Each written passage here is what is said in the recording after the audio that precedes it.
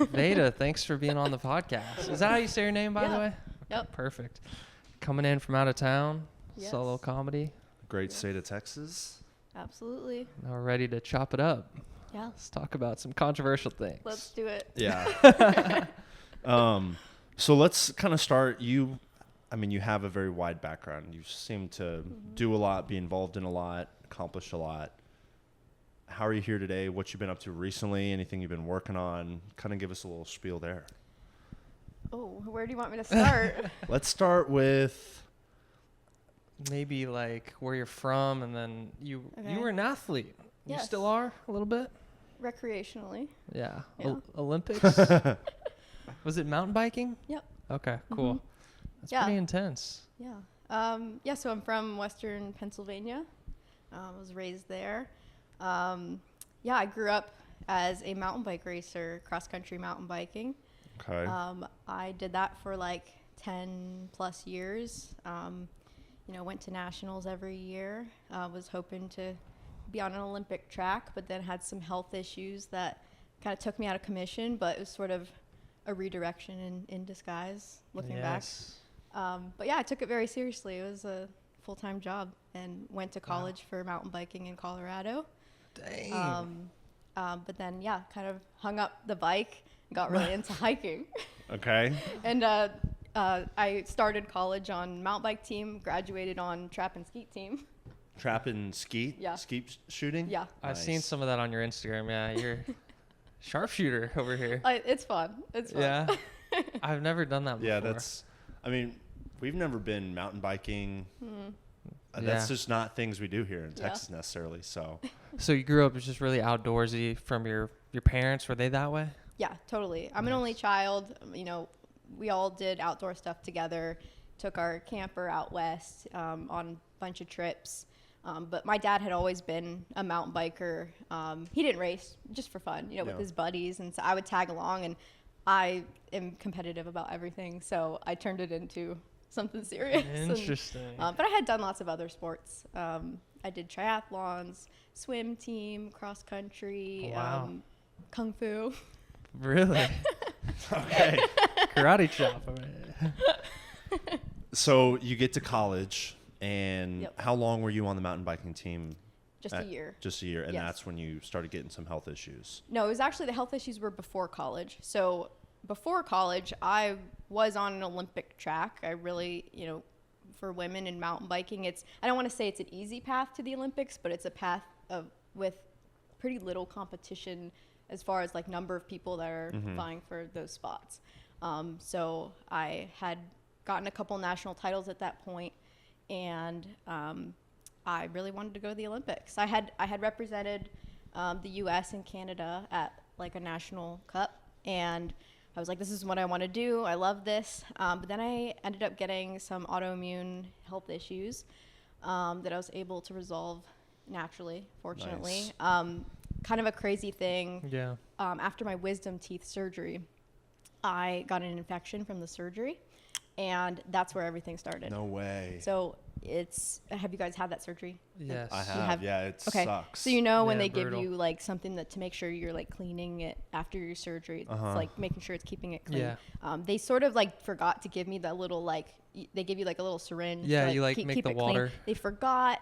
Ended up, food gets trapped in there. Got an infection after the surgery, and I got, and then I had an allergic reaction to the antibiotic at the same time. So I had what was called reactive arthritis, and so had arthritis throughout my whole body. I was only, 15? Oh my At this gosh. time. Oh, wow, So I had that's early. arthritis in my whole body. I had done this surgery during my off season, of course.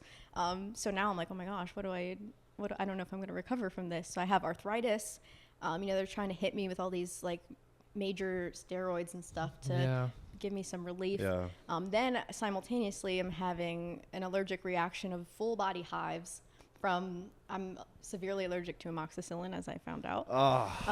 That's like nature's medicine right there, amoxicillin. Jeez. Strep, mono, all those things. Yes, and so this, my mom ended up, she's always done things the natural way. That she was like, she always says like, we don't have a medicine cabinet, we have like a wellness cabinet, and that's her mantra. And she was like, I'm not gonna accept that my child is going to be on medication for this. Like, we're going to cure this. There's always a way. So cured it through food, through diet. Went on like an antihistamine diet to really bring inflammation down, candida diet. So that means no carbs, no sugar. They call it like starving off the candida, which because it feeds on sugar and carbs. And that's what causes the inflammation.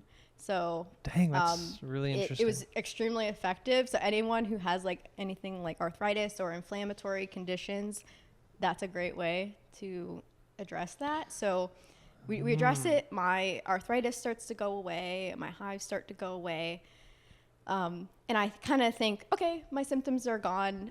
Right back into bike racing, right back to my goals. But I kind of underestimated the impact that had on my body. Wow. And so as I try to dive back into training, I get mono at some point.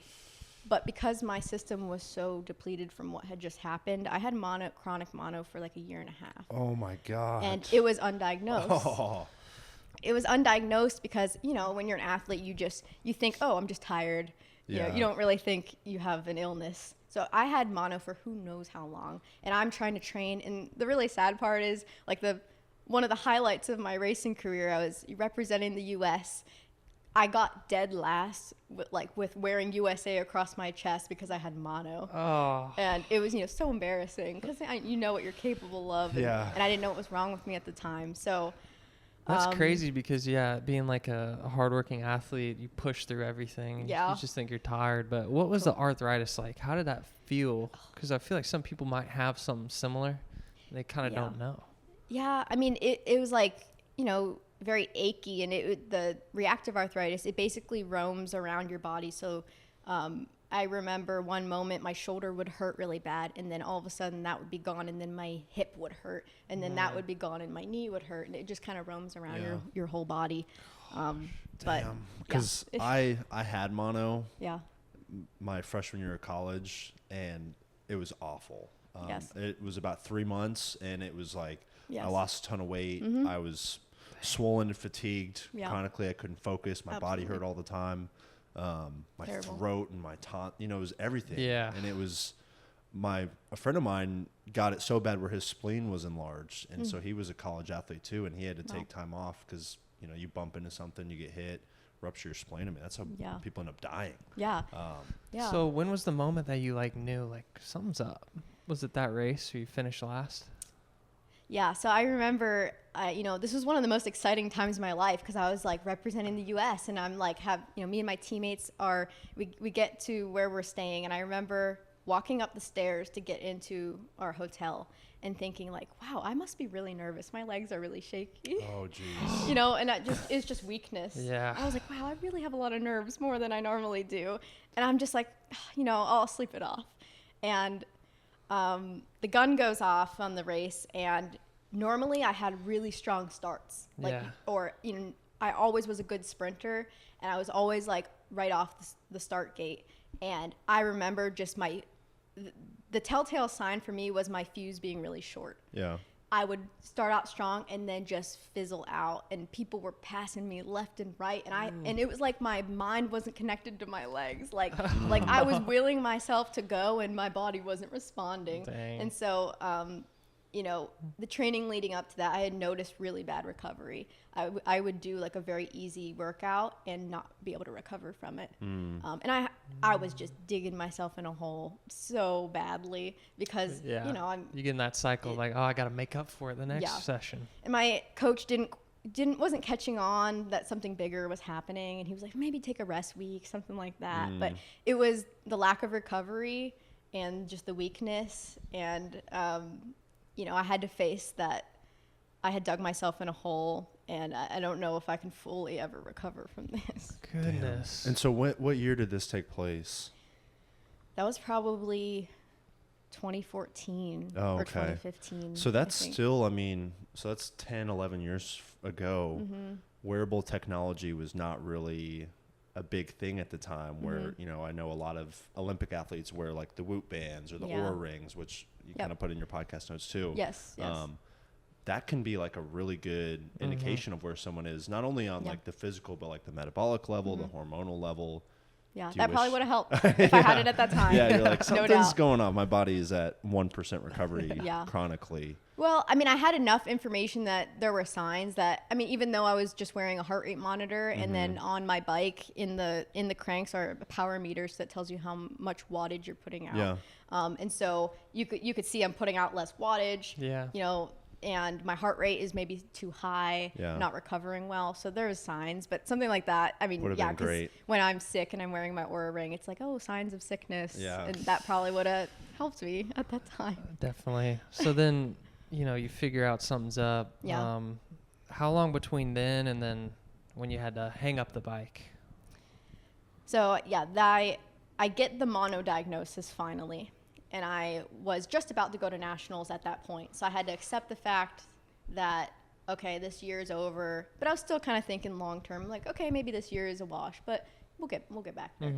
So I get the diagnosis, and I just remember being like, oh my God, how long is this gonna last? Of just feeling crappy, like, because I was just tired. I lost a ton of muscle.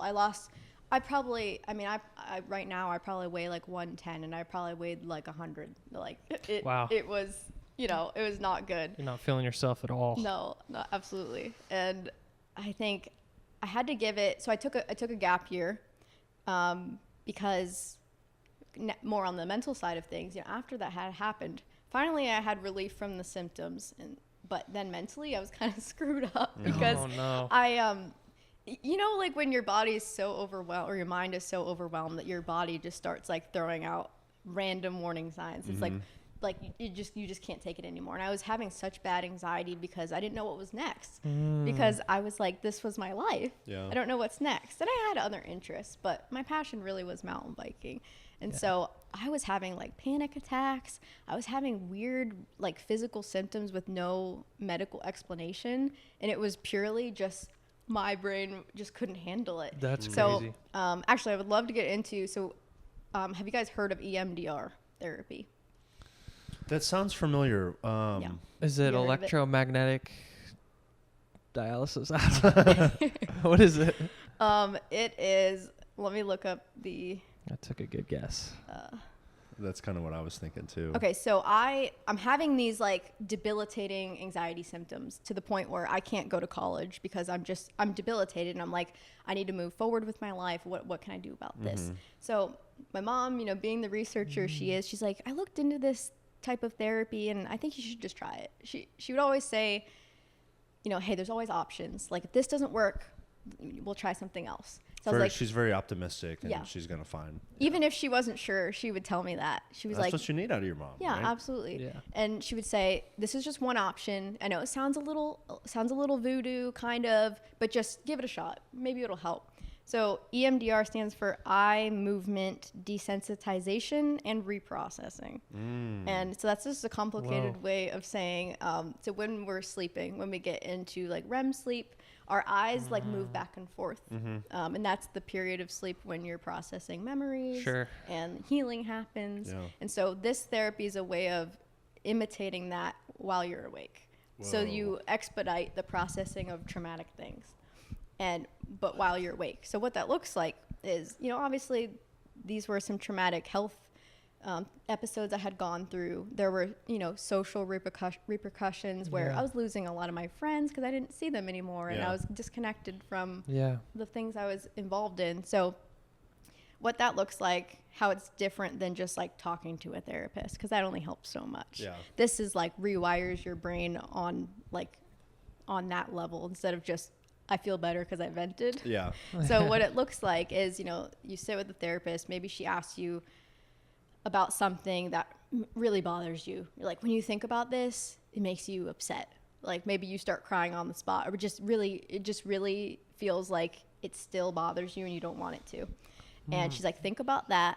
While you're thinking about that, you're looking at a screen that has like a dot moving back and forth like this. And then you're also holding things in each hand that are vibrating, alternating between your hands. And so Whoa.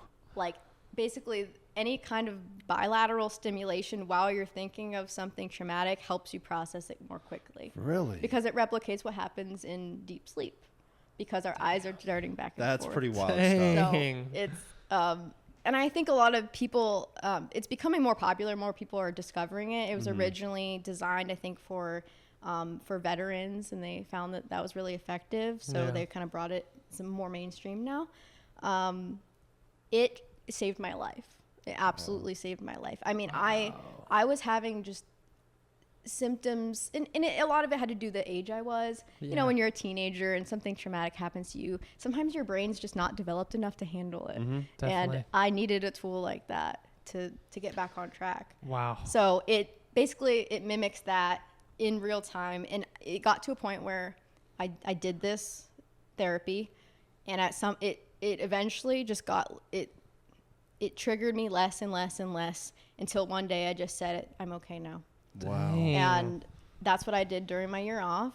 And then I was able to go to college, where I then tried to make a collegiate comeback, but went in another direction. We can get into that, but but yeah, I tell everyone about EMDR, and I have family members who have had similar experiences. Wow. And so even if you think something doesn't bother you, things will come out when you do that where you're like, I didn't know I was holding on to that. And like, it just frees up your mind. Damn. Whoa. Yeah, because it can and be I'm used not for like, so many things. Yeah, I'm not like it sounds sort of voodoo. I mean, it's obviously rooted in science, but a lot of, when you look it up online, there are a lot of things that just don't explain it well. Yeah. And it makes you think it's like hypnosis, and it's not. It's like not an alternative therapeutic procedure, but yeah. I mean, your testimony is the proof, right? That's Definitely. So how many sessions do you think it took to? It really wasn't long to get like immediate relief from my acute symptoms. So as far as like panic attacks go, it was going away within a couple weeks. Wow. And then, I stuck with it to just see where that took me. And, it was less than a year because I ended up going to school. Yeah. So Damn, that's amazing. yeah. Shout out to your mom too. Like, Yeah, she didn't give up on.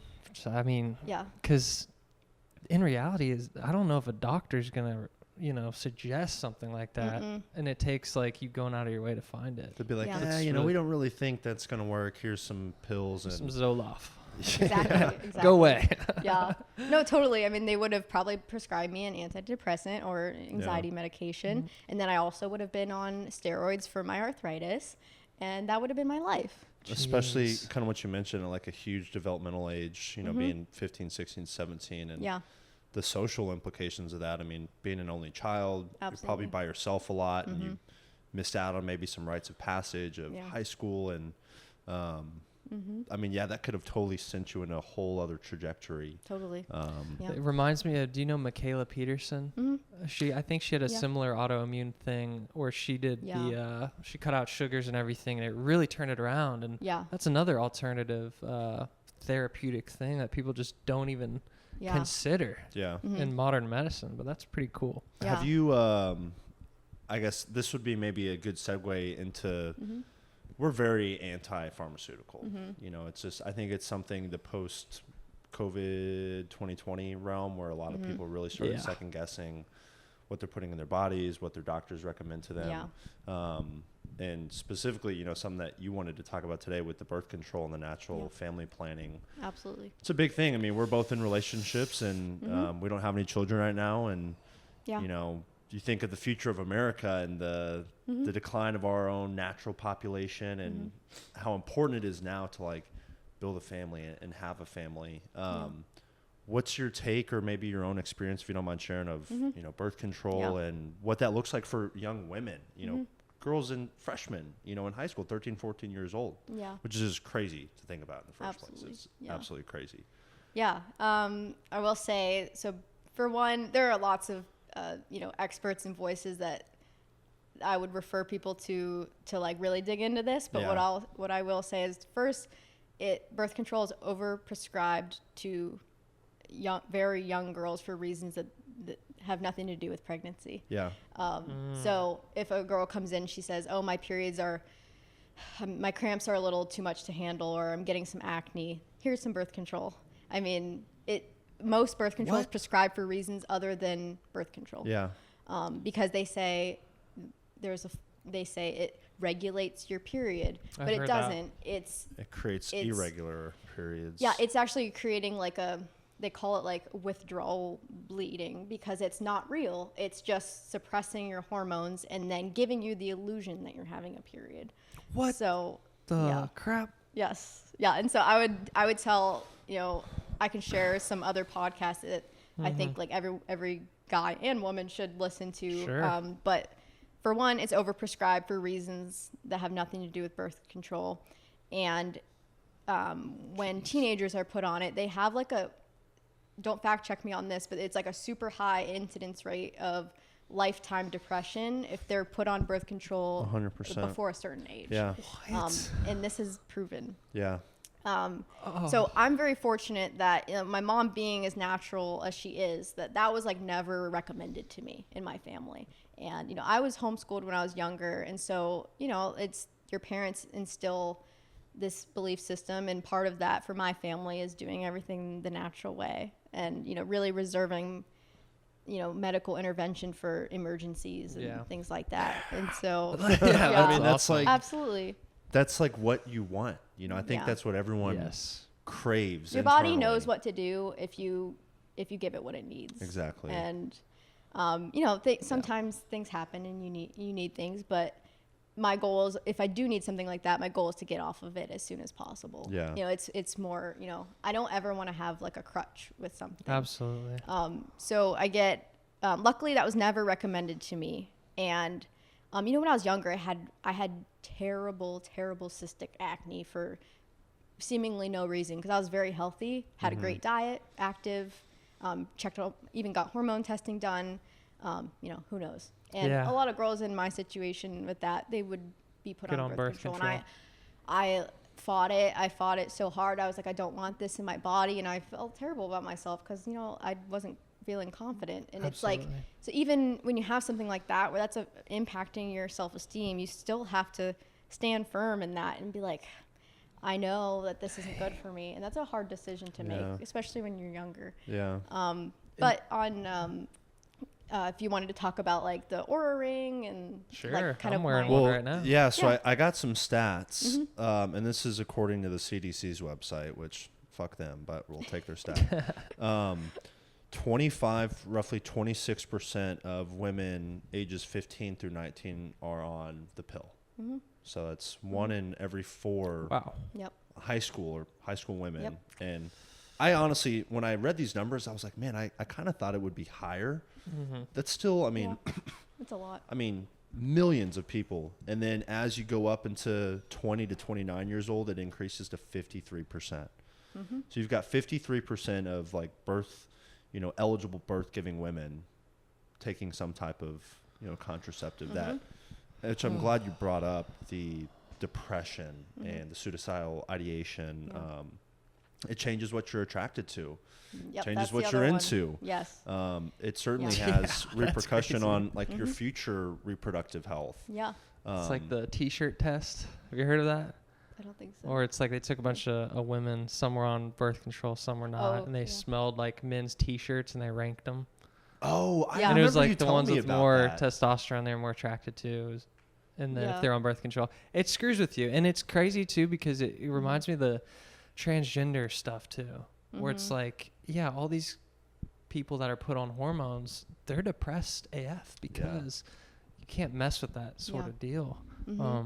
And they say that women on birth control pick more feminine looking partners, and then when they go off of it to start a family, suddenly their husband looks like a stranger. Oh, my God. And they have nightmare.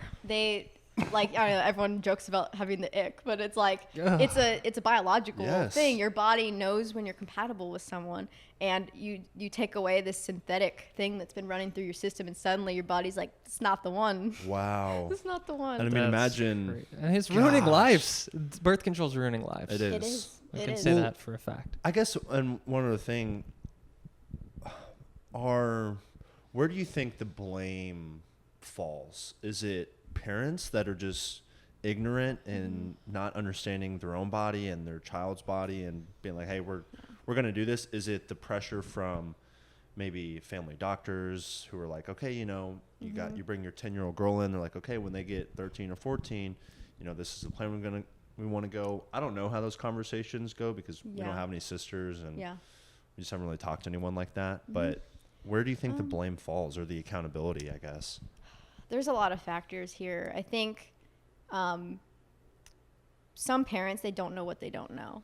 And they think they're doing what's best for their child. They really do. I mean, but they might not know that there's a better way. And they might not know what it's doing to their child. Yeah. They think they're helping them be responsible, and they take them into the appointment, and they're like, let's get you on birth control because that's the responsible thing to do. But can't have a child at this age, you know? Yeah. And so there are some parents that I think they're doing their best. I'm not gonna shame someone who maybe doesn't have this information and they're making this decision. If they are educated, then that's another story. Yeah. But so it's like, whose responsibility is it to educate the public about this? You know, and doctors are a little bit, you know, a step behind. They're a little quick to dish out, you know, medications and quick fixes and Band-Aids. And, you know, a lot of doctors are deniers that this is bad for women and girls. And find another doctor is my recommendation. Yeah. Good advice. It's the appeal to authority too. Yeah. Like, people will just see the lab coat and they're like, okay, they want the best for me. And then they just assume, they don't do any research on their own, which is not good. You should always, I feel like it always comes back on the individual. Yeah. Seek that stuff out. And when you're looking for a doctor, so, you know, my mom was always so well researched, and she'd come into the appointments with me and she would have a list of questions, and she'd be like, hey, I heard this, I heard that. Oh, that's the doctor's worst nightmare. Well, but exactly. But my recommendation is choose your doctor based on how they respond to that. Yes. Because the ones that said, they looked at me and they said, wow, you're really lucky you have a mom like that who would research this before she came in, and she really knows what she's talking about. They would credit my mom and say that she knows what she's talking about. And like, good for her. So if they respond like that, keep that doctor. If they say, you know, how dare you come in here and question, you know, my recommendations, get a new doctor. Damn. That's awesome. You have really good parents, it seems like. And I mean, we can maybe touch the third rail because this goes all the way to vaccines, you know? Yeah. It's just like, when you're going to take your kid out the womb and it's like, we got 12 shots immediately going in them. It just doesn't seem right. Yeah. But throughout history, at least until the internet, it seems like everything, like, it's just, we follow all these things, like the food pyramid, the vaccine schedule, big pharma, all these things that we follow like religion. And then now it's coming out that all this stuff is kind of not good for you. Yep. Well, it's definitely not good for you, most of it. Yeah. But it's incentivized by money. Oh, 100%. Yeah. Or do you think it's something deeper? Well, I oversimplify and I say we just need to practice common sense a little more. Like, and when I say common sense, I just mean, like, think about how your body's designed. It knows, like I said earlier, it knows what to do if you give it what it needs. It's a supercomputer. It's a miracle. It's the best supercomputer ever made. Yes. And when I talked about EMDR, like, when I think back about that, I was like, that was like rebooting my software. Like, you know what I mean? Like, that's what that experience felt like to me. It was like my brain had a bug in it, and that just software update. Dang. Back to normal functioning. Yeah. So and it's like there are tools like that, but just using your common sense and saying, like, kind of applying this to like understanding men and women, which is something I've been like researching so much lately, because I think it's like, if you try to understand each other, that's like the cheat code to life, like understanding each other's biology. And it's so hard for men and women to understand each other. It's so difficult. That I heard a podcast recently where they were like, it's amazing that we can even have functional relationships because of how different we are. But we have to honor that. And just using common sense. It's funny because, you know, I share a lot of my parents' views, and we're not religious or anything, but they always said we follow the religion of common sense. There you go. And that's kind of always what it comes back to. So you said something interesting, like understanding, you know, men versus women. Yeah. Like, that's a cheat code to life. What do you mean by that? Can you unpack that a little bit? Yeah, this is a big thing. I think, so for one, where it starts, I think men and women need to understand women's hormones better, because men's hormones are easy to understand. It's straightforward. You have a 24-hour cycle. You have lots of energy in the morning. You kind of lower energy at night. Like, you know, it's, when you look at it, it's simple. Yeah. Women, it's so complicated. You know, we have all these phases of our cycle. I mean, I've met a lot of men who are in their late 20s, early 30s, who didn't even know like how a woman's period works, or I still don't, or like, or that's okay. She's moody this day and this week, and then you're going to CVS to get some snacks and yes, drop them off at the door. I mean, you don't learn it. You learn like, you know, we all have that talk in like 5th grade or whatever in school, and you learn some stuff. Well, you were homeschooled, so you probably learned so much more, but we only learn our cycle. It's also it feels a little bit taboo too, you know, as a man, like learning about that stuff. Yeah, you know, exactly. some women are like, you know, they're resistant to like, that's none of your business, you know, this is my body. And no, we should want men to understand us. Yeah, so well, we can work together. It makes it a lot easier, right? When saving the world over here. Yeah, and I think coming back to how common sense applies to that, you think about, you know, we have all these phases, and again, there are like a lot of people like worth listening to on this topic. Dr. Sarah Hill is a great one. I think she was on a couple different podcasts. But like understanding like our hormone fluctuations and why that happens. Because if you think about, you know, when the times when we're clingy or moody, it's because that's a period of time when our body could be pregnant. And if we could be pregnant, that means our body and our mind is saying, if you have a partner, make sure they don't leave. Yes. Because, and even it's me, like protect. I consider myself a very like level-headed, calm person. I'm not super emotional, but man, during certain times, I'm like, why didn't he tell me good morning today? He hates me. Fuck him. Yeah. And it's like, it's me wanting that connection, because it's like, and it's exacerbated during these certain times where you have these hormonal fluctuations where your body is preparing for pregnancy and saying, make sure you have a secure partner that can take care of you. And it's you know, men can be our hero by giving that to us during those times, because we worry when we don't get it. Yeah. And, you know, when we don't hear from you, it's like, it's really triggering, even for someone that like, I feel very like, you know, level-headed, and just, you know, I don't jump to conclusions really, but there's times when it takes over your brain. And, you know, then on the flip side, the times where like, also, everyone should know this. A woman can only get pregnant 5 days out of the month. Yes. Everyone should know Their that. ovulation cycle. Yes. Yeah. So everyone should know that, and everyone should understand why. But, you know, during that time, then we're like way more energetic and flirty, and it's for a reason. The sexual signaling. Yes. For a reason. Interesting. But yeah, there are lots of voices out there that will, you know, explain that far better than I can. But I think it's everyone's responsibility to understand that, so we can understand each other, work together.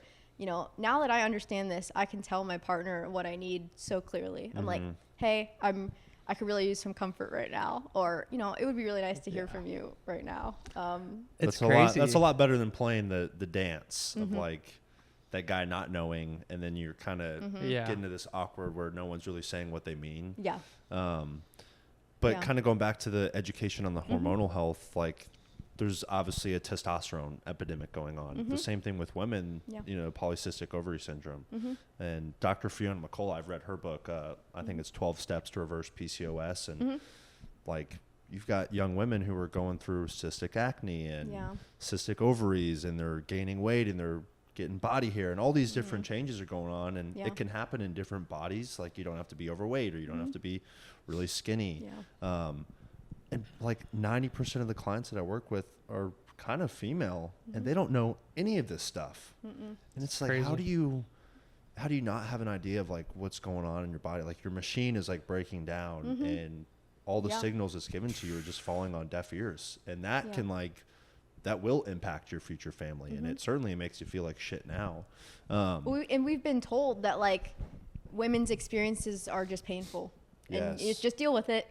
Like, but there's a scale of yes, there's going to be some discomfort during certain times, but if it's extreme and you're dealing with some like pretty severe stuff, that's not normal. But we're told that it's normal, and so you just have to start questioning it, being like, should I really be in this much pain? Should I really be having these symptoms? And it's always a sign of a larger problem. Your body gives you warning signs of everything. So. And it is kind of, you know, obviously the going through the period cycle and the pregnancy cycle. I know it's painful. Like, I know it's uncomfortable, but women are the best, and you guys bear life. You know, I think like the most incredible human miracle of like being able to birth a child. And so that's how we're all here. Yeah. You take one for the team, and like, you endure those things and go through those experiences to, you know, keep the world going, which I think is pretty amazing. Yeah. I mean, you have to honor that, but it's also, for women, it's not an excuse to act certain ways. Like there's times where I'm moody, I'm a little more irritable, but I'm aware of why I'm feeling like that. And you communicate it. Hey, I don't feel like myself right now, and I know why. So let's just keep that in mind. Yeah. But it's not, never use it as an excuse to treat other people poorly. Because I know a lot of women that'll do that. They'll be like, well, I'm just on my period, or I'm just going to get my period. It's an excuse. Deal with it, you know? And I don't vibe with that. You still have a responsibility to manage that, and to, you know, things happen, apologize, but don't use it as an excuse. Yeah. From a guy's perspective, skills. From a guy's perspective too, if you have that girl who's just like, it's like flipping the switch. She's crazy one day, and then she like loves you the next day. You're just like, what's happening? And then you're like, I don't want to be with this girl. Or if you understand kind of where they're coming from. And most relationships end because of communication issues. Mm-hmm. So I feel like that's like the number one foundation. Yep. Yeah, if you can communicate about how you feel, open up, and that comes from both sides, you know, the man and the female. Mm-hmm. Super important. But yes, actually, this reminds me of some like a sort of a hot question I wanted to ask you guys, because I listened to a podcast recently. Here we go.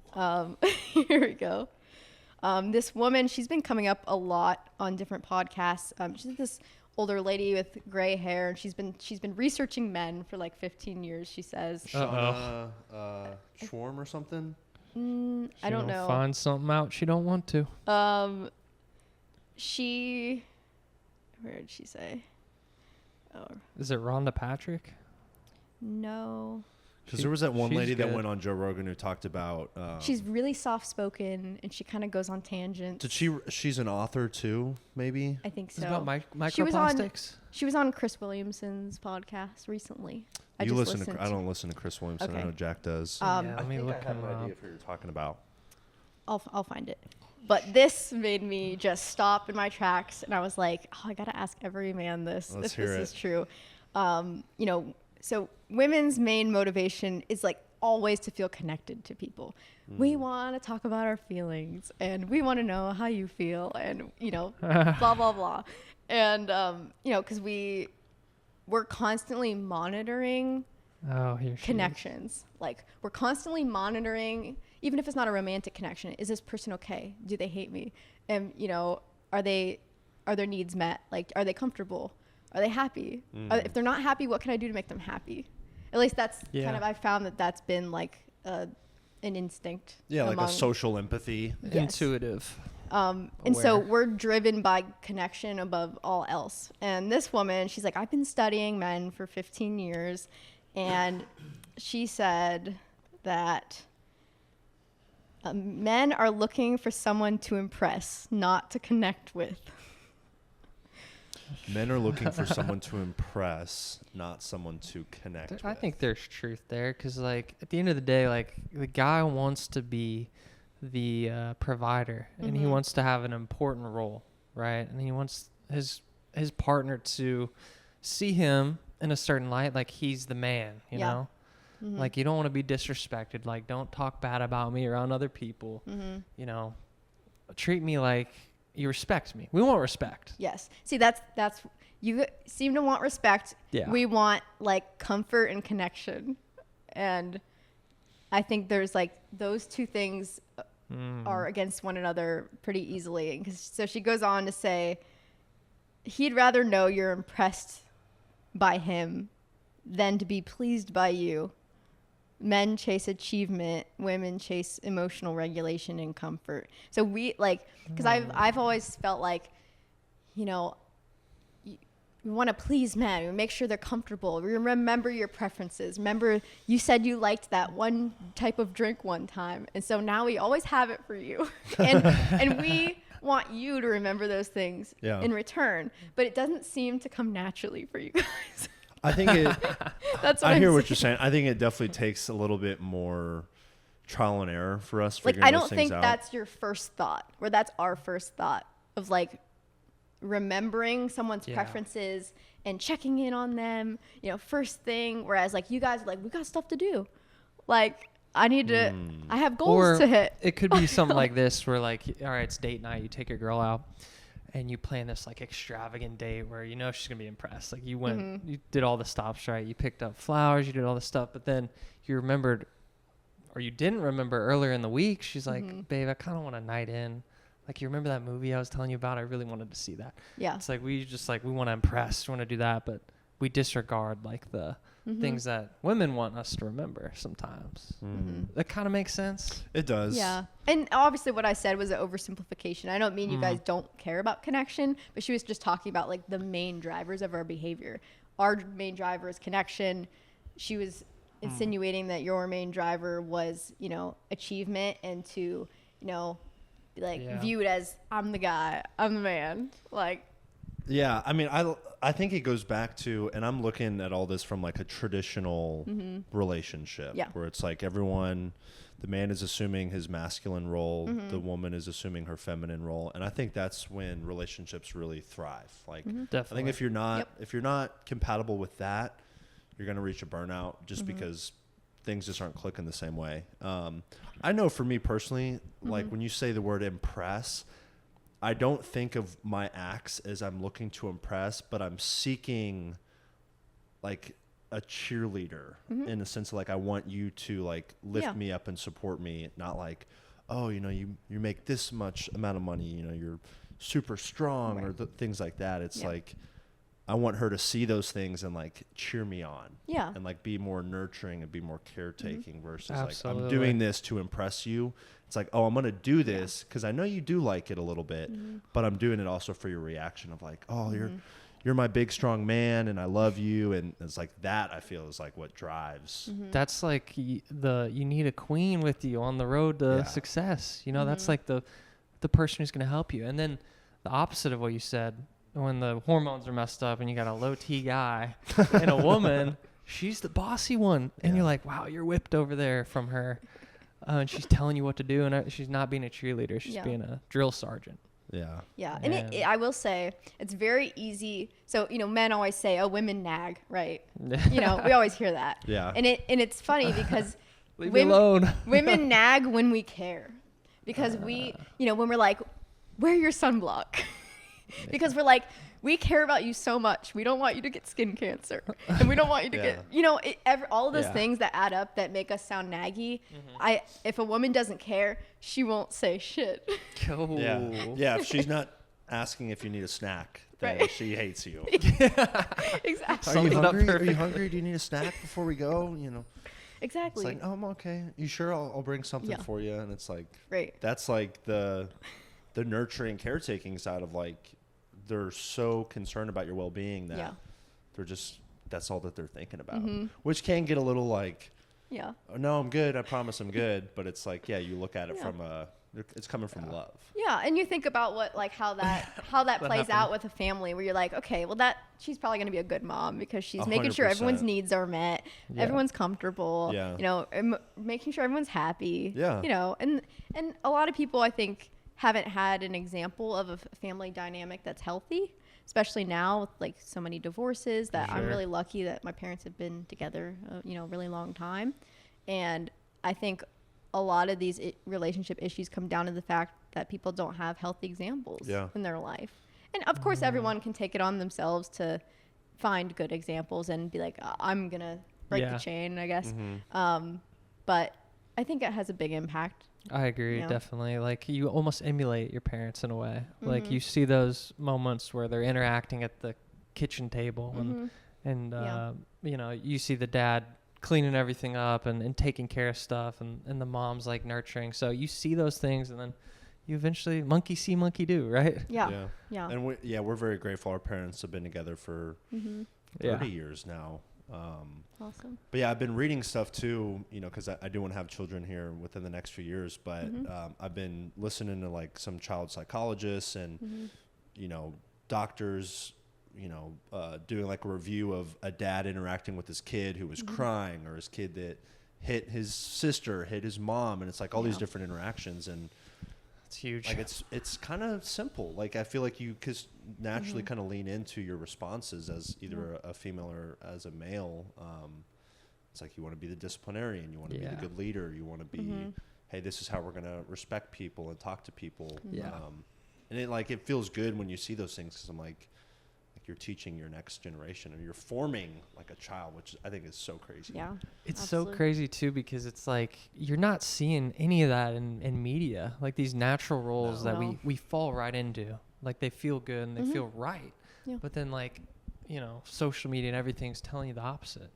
I saw this thing recently about how, like, even if you look at like sitcoms that are on TV, we used to have these really strong family units that were very traditional in sitcoms, and that was like our example of families. And now those examples are not traditional at all. And they're actually, someone said something about also like, you know, rom-coms, that there was like this golden age of rom-coms where, you know, they were very traditional and it was like very aspirational. And now we don't have that kind of content. Very chivalrous too. Yeah. Yeah. And now it's like lose a guy in 10 days. Now it's like girls proposing to men.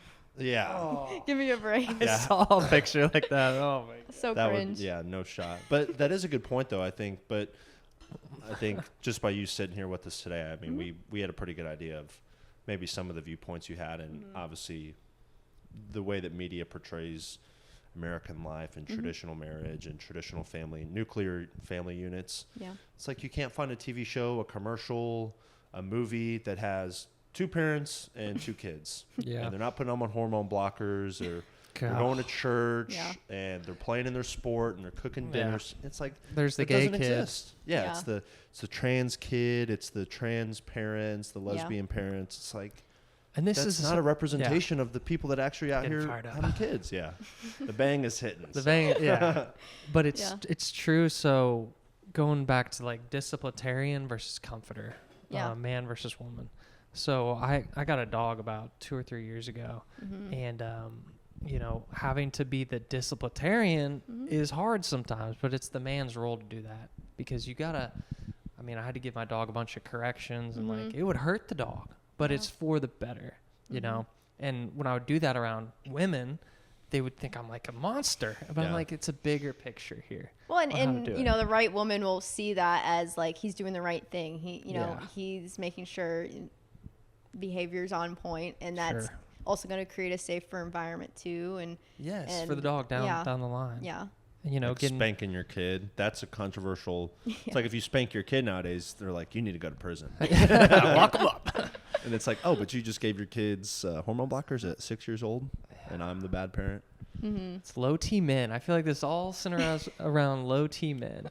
You're not putting the foot down when, you know, kid comes home from school, and it's like, well, it's, I think the other side of that is like the attack of, you know, the toxic masculinity buzzword that's been thrown around in our culture the last 10 to 15 years, where the men who are the disciplinarians are demonized because it's too intense and it's too rough.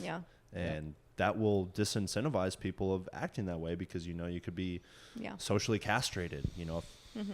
And also the weird, and I'm curious your take on this, because I've seen a lot of this on my social media, married women publicly bashing their husbands. What the hell is up with that? I wanted to talk about that too. Yeah, what is up with that? Actually, the thought I had the other day that came into my mind, it was either videos being made making fun of or shaming their boyfriends or husbands, and then on the other side, videos of women bragging about how perfect their husbands are. So we have these crazy extremes of, you know, terrible behavior that's humiliating men, that's not fair to them, even if they're doing something they shouldn't. We shouldn't humiliate people publicly, you know, talk about it in private. And then you have, because, you know, I get served a lot of trad wife content on my Instagram. I don't know why, but well, you're kind of in the demographic. So, you know, I get served a lot of that stuff, and a lot of that will be like, oh, look how perfect my husband is. He's a provider, and he picks me up flowers every single day, and like basically just making everyone feel bad that they don't do certain things. And I also don't want to see that kind of content, because I think it's making men feel like they're falling short. It's making women have too high of expectations, or not too high, but unrealistic. Sure. But they're showing the highlights, of course. But yeah, so on both ends of the spectrum, I'm like, it comes down to communication. We don't need to see these extremes. No. We know how to treat each other right, and if we understand biology first, we'll know what each other needs. Yeah. And even with I know we didn't quite get into the Oura Ring stuff, but I use Natural Cycles, which is the app that connects with it, and there's a partner view on it, so he can see everything I can see. So really, it's covered by insurance. So good. I only pay a $6 a month for the Oura Ring subscription, and then the Natural Cycles is covered by insurance as a form of birth control. So you just submit a claim, it gets reimbursed. So it's essentially birth control for $6 a month. That's pretty you awesome. invest in the ring, of course. Yeah, but the ring is it is kind of expensive. Actually, the reason I'm not wearing it is because I lost it recently. But they have really fantastic customer service, and so another one's on the way. Shout out to Oura Ring. We'd love to get sponsored on the show. So I've been using it. I have about 2 years of data at this point. So I know myself to a T. I mean, it's very consistent. I know what to expect. You can log your symptoms. It shows your fertility, and my partner can see that. And, everyone jokes because the way it shows is green and red. Green is you can have unprotected sex. And so then when, he'll screenshot it and be like, green is go, green is go. It's a green week, babe. But I highly recommend that because it brings men into the picture. It's not, luckily it's not a big financial thing to do it this way, because a lot of times natural solutions are more expensive. So this is a case where I'm really happy that it's very cheap. Yeah, that's amazing. And the fact that guys can log into the app and see what I see and be super connected. I'll put notes, you can write notes and log symptoms, and I'll be like, I'm feeling a little needy, I need a hug, in my little notes. Did you have that on your dating apps? You're like, I use Oura to all natural. Not on my profile per se, but I would bring it up in conversation for sure. Yeah. If it was headed in that direction, maybe I wouldn't. I mean, I come out pretty strong in general as a person. I'm first date. I'm talking politics, religion, everything, all the things they say not to talk about. You should talk about. Yeah, 100%. Well, so I think you have a partner now. Okay, so I think this was months back. Yeah. You were posting a lot on your Instagram stories of some of your conversations you were having on your dating apps. And I think everyone... Really? I think everyone has probably experienced anonymously. Yeah. I guess the circus of conversational dating apps. 100%. And it's a nightmare. Yeah. Most of the time it's a nightmare. Couldn't find I guess a masculine man, or the things that you wanted to talk about, they didn't seem important, or modesty. I know it was kind of important for you too. Yeah. So I've been using dating apps a long time. I was using Hinge so long that the political filter used to be free. You got to pay for that now? Yeah. Oh my God. Did you put your pronouns in there too? Yeah, it says free dumb. No, I'm kidding. Free/dumb. No, that was a good one. So yeah, let's just talk about. So have you guys used apps? Yeah. Yes. Both use, okay. Yeah. You both use Hinge. Yeah. Hinge is probably the best one. Hinge. College, it was Tinder and Bumble. Okay. And then I think post college, once you turn 21, it's okay, Hinge is a lot better. Okay, so you guys have experience with it. So I was using apps off and on since my senior year of college. So I didn't really start dating until I was 22. I didn't have a boyfriend until I was 22. I just, I felt like maturity wasn't there. I've always been a bit of an old soul. So I just kind of was I need to wait out the game until, And you're really active in your youth and going through your medical stuff. And so I think you're prepping yourself for your future. Yeah. So towards the end of college, I decided to get on apps because, I don't go out much. I do what I got to do. And then I felt like it was the only way to make me discoverable. I wasn't just going to, maybe there's a 1% chance I'd run into someone at the grocery store. But, how often does that happen? Or the coffee shop. Yeah. You reach for the same matcha. You have the same name. So I was like, I didn't like the idea of it, but I was like, this is the only way to make myself discoverable.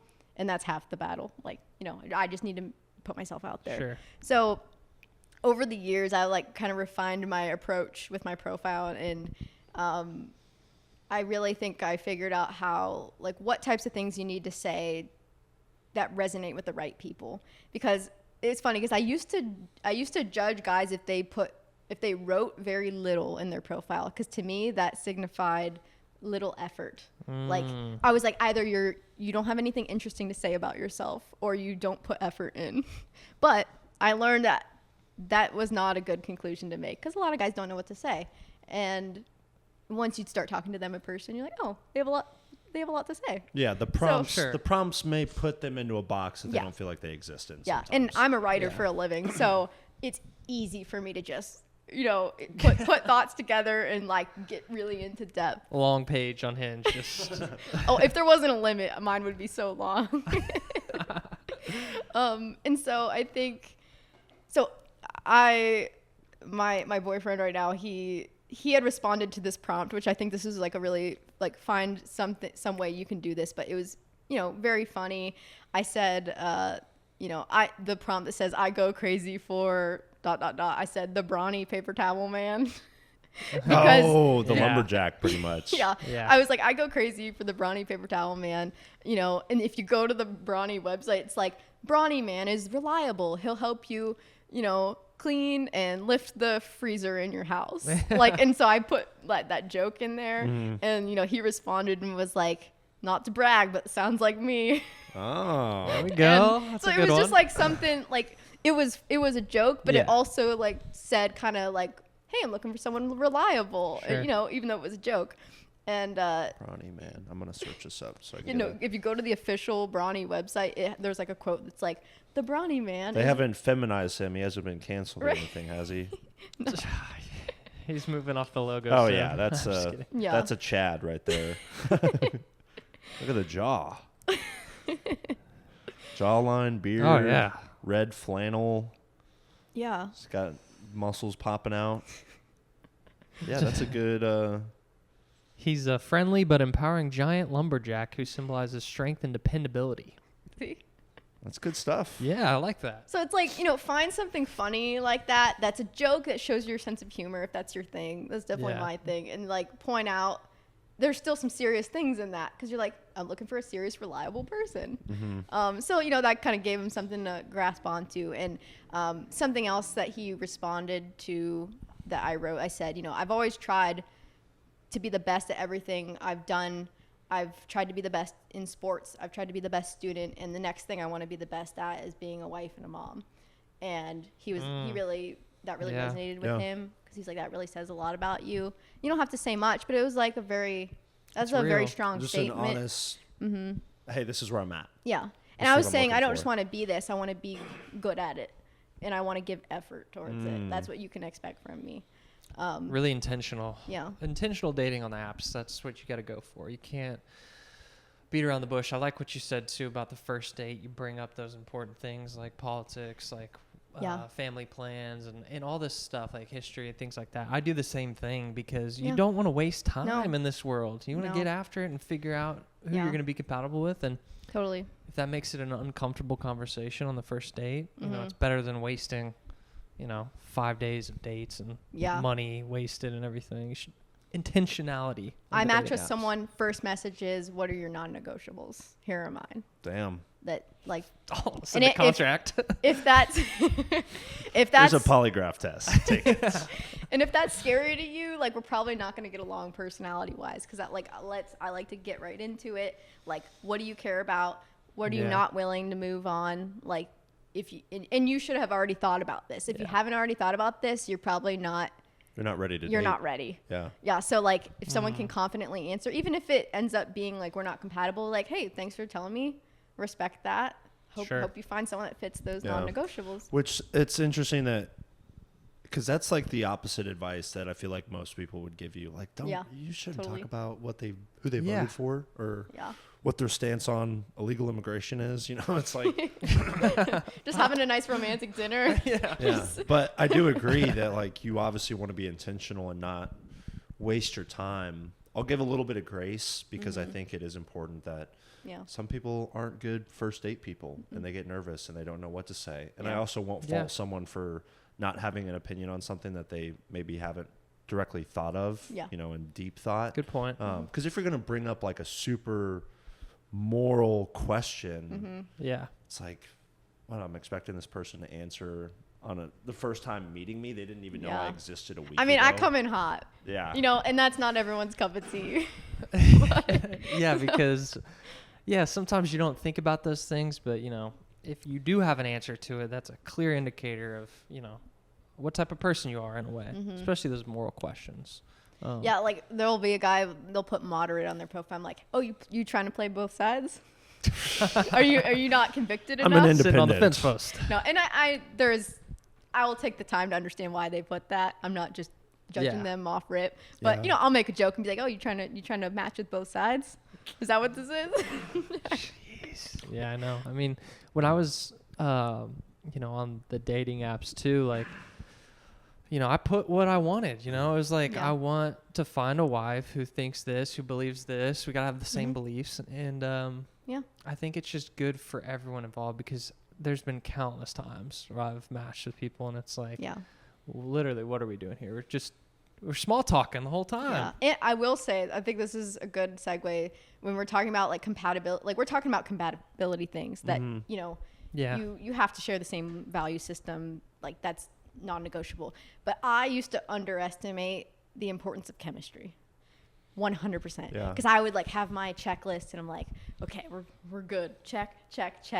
And then just no chemistry. Yeah. Like whether that's attraction, like that could be an attraction thing, or some people you just have a lot of fun with, like without even trying, and others you're like struggling to figure out what to say next. Yeah. And you can't control for that. And I used to severely underestimate how powerful chemistry is until I met someone I had chemistry with. Yeah. Yeah, because it's like you can mark all these boxes like, oh, yeah, on paper, we're great together. And you're willing to make compromises maybe that you didn't think you would make when you have chemistry. Because you're like, it's just a bond that is different. And it's like you can be compatible with a lot of people. Yeah. There are a lot of people that share our values. Sure. You know, we obviously have a lot in common. And like you can find a lot of people off the street that agree with us. Yeah. But you can't find that like chemistry, that spark. And I would like, you know, when I was frustrated in dating, I'd be like, well, that doesn't really matter because it'll fade anyways. But I was wrong. Well, that's what we were talking about before you got here. Yeah. We did a love podcast. A couple episodes ago. Yeah, maybe a month or so ago. And we talked a lot about the stages of a relationship, kind of stemming from the first date to, you know, potentially being in a serious relationship and starting off with that phase of intoxication. Yeah. And for me, that's kind of synonymous with that chemistry, at least in my viewpoint of chemistry it's maybe a little bit easier to get, you know, it's when it feels easy and it's just flowing and there's some sexual tension and you guys flirt really well and you're feeding off of each other's signals. But, and at least in my experience too, if you're too chemistry dominant, you burn out because I think you're probably not setting boundaries. You're maybe crossing over negotiables that you had for yourself or non-negotiables you had for yourself that now you're negotiating on a little bit because things feel good and you're on the high of, man, like infatuated with the person. You're infatuated with them. Yeah. Compatibility for me is like deep understanding of like who they are. Yeah. And you know, you can be silent together. You can spend days together and not always have to be on, you okay? Like you need something. It's just like, no, we're just kind of existing in the same realm. But until I saw your notes, I had never probably asked myself, like, what is the difference between chemistry and compatibility? But I think you need both. It's kind of like the dance. It's like you got to establish the chemistry first, because if you don't have that, then it's boring. Yeah. You know, and then it's not exciting, and no one really wants that either. I stand firm on, like, I call it the 80-20 rule of like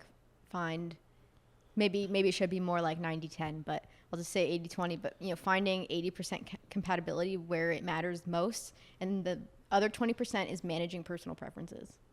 Yeah.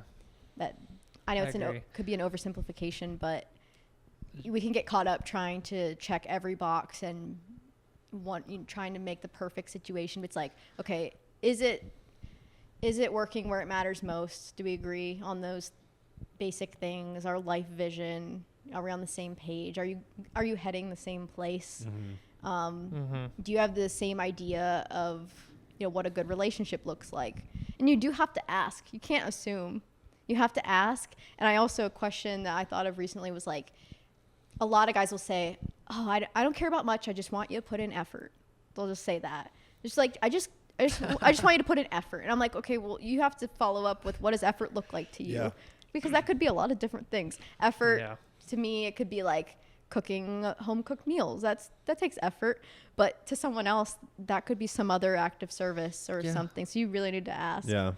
Because if you leave it up to guessing, then you're going to be disappointed most of the time. Yeah. And because everyone has their own, like, your love language, I think is another one of those preferences where some people feel like they need to be more nurtured. And if they get someone who's not a nurturer and they're more type A, then it's like, well, that's not going to, you're going to feel like you're not getting what you need from your partner. You're probably going to end up resenting your partner. Yeah. And then you're going to stick in this relationship being unhappy. Because I'm like a big gift giver. I love giving gifts to people. And I don't care if anyone buys me a single thing as long as they spend quality time with me. But I love to give gifts. And, you know, in a past relationship, someone was like, you know, I don't really care about any of these gifts you got from me. I just really wish you would do X, Y, and Z. And, you know, because I didn't take the time to, like, understand what does he want from me. Like, sure, he appreciates it. You know, it wasn't as harsh as that. But it was kind of like, I could do without that, but I can't do without this, you know? Yeah. And I was showing effort in the ways that come naturally to me. Yeah. But it's not always what someone wants or needs. What is one of your top non-negotiables that you have?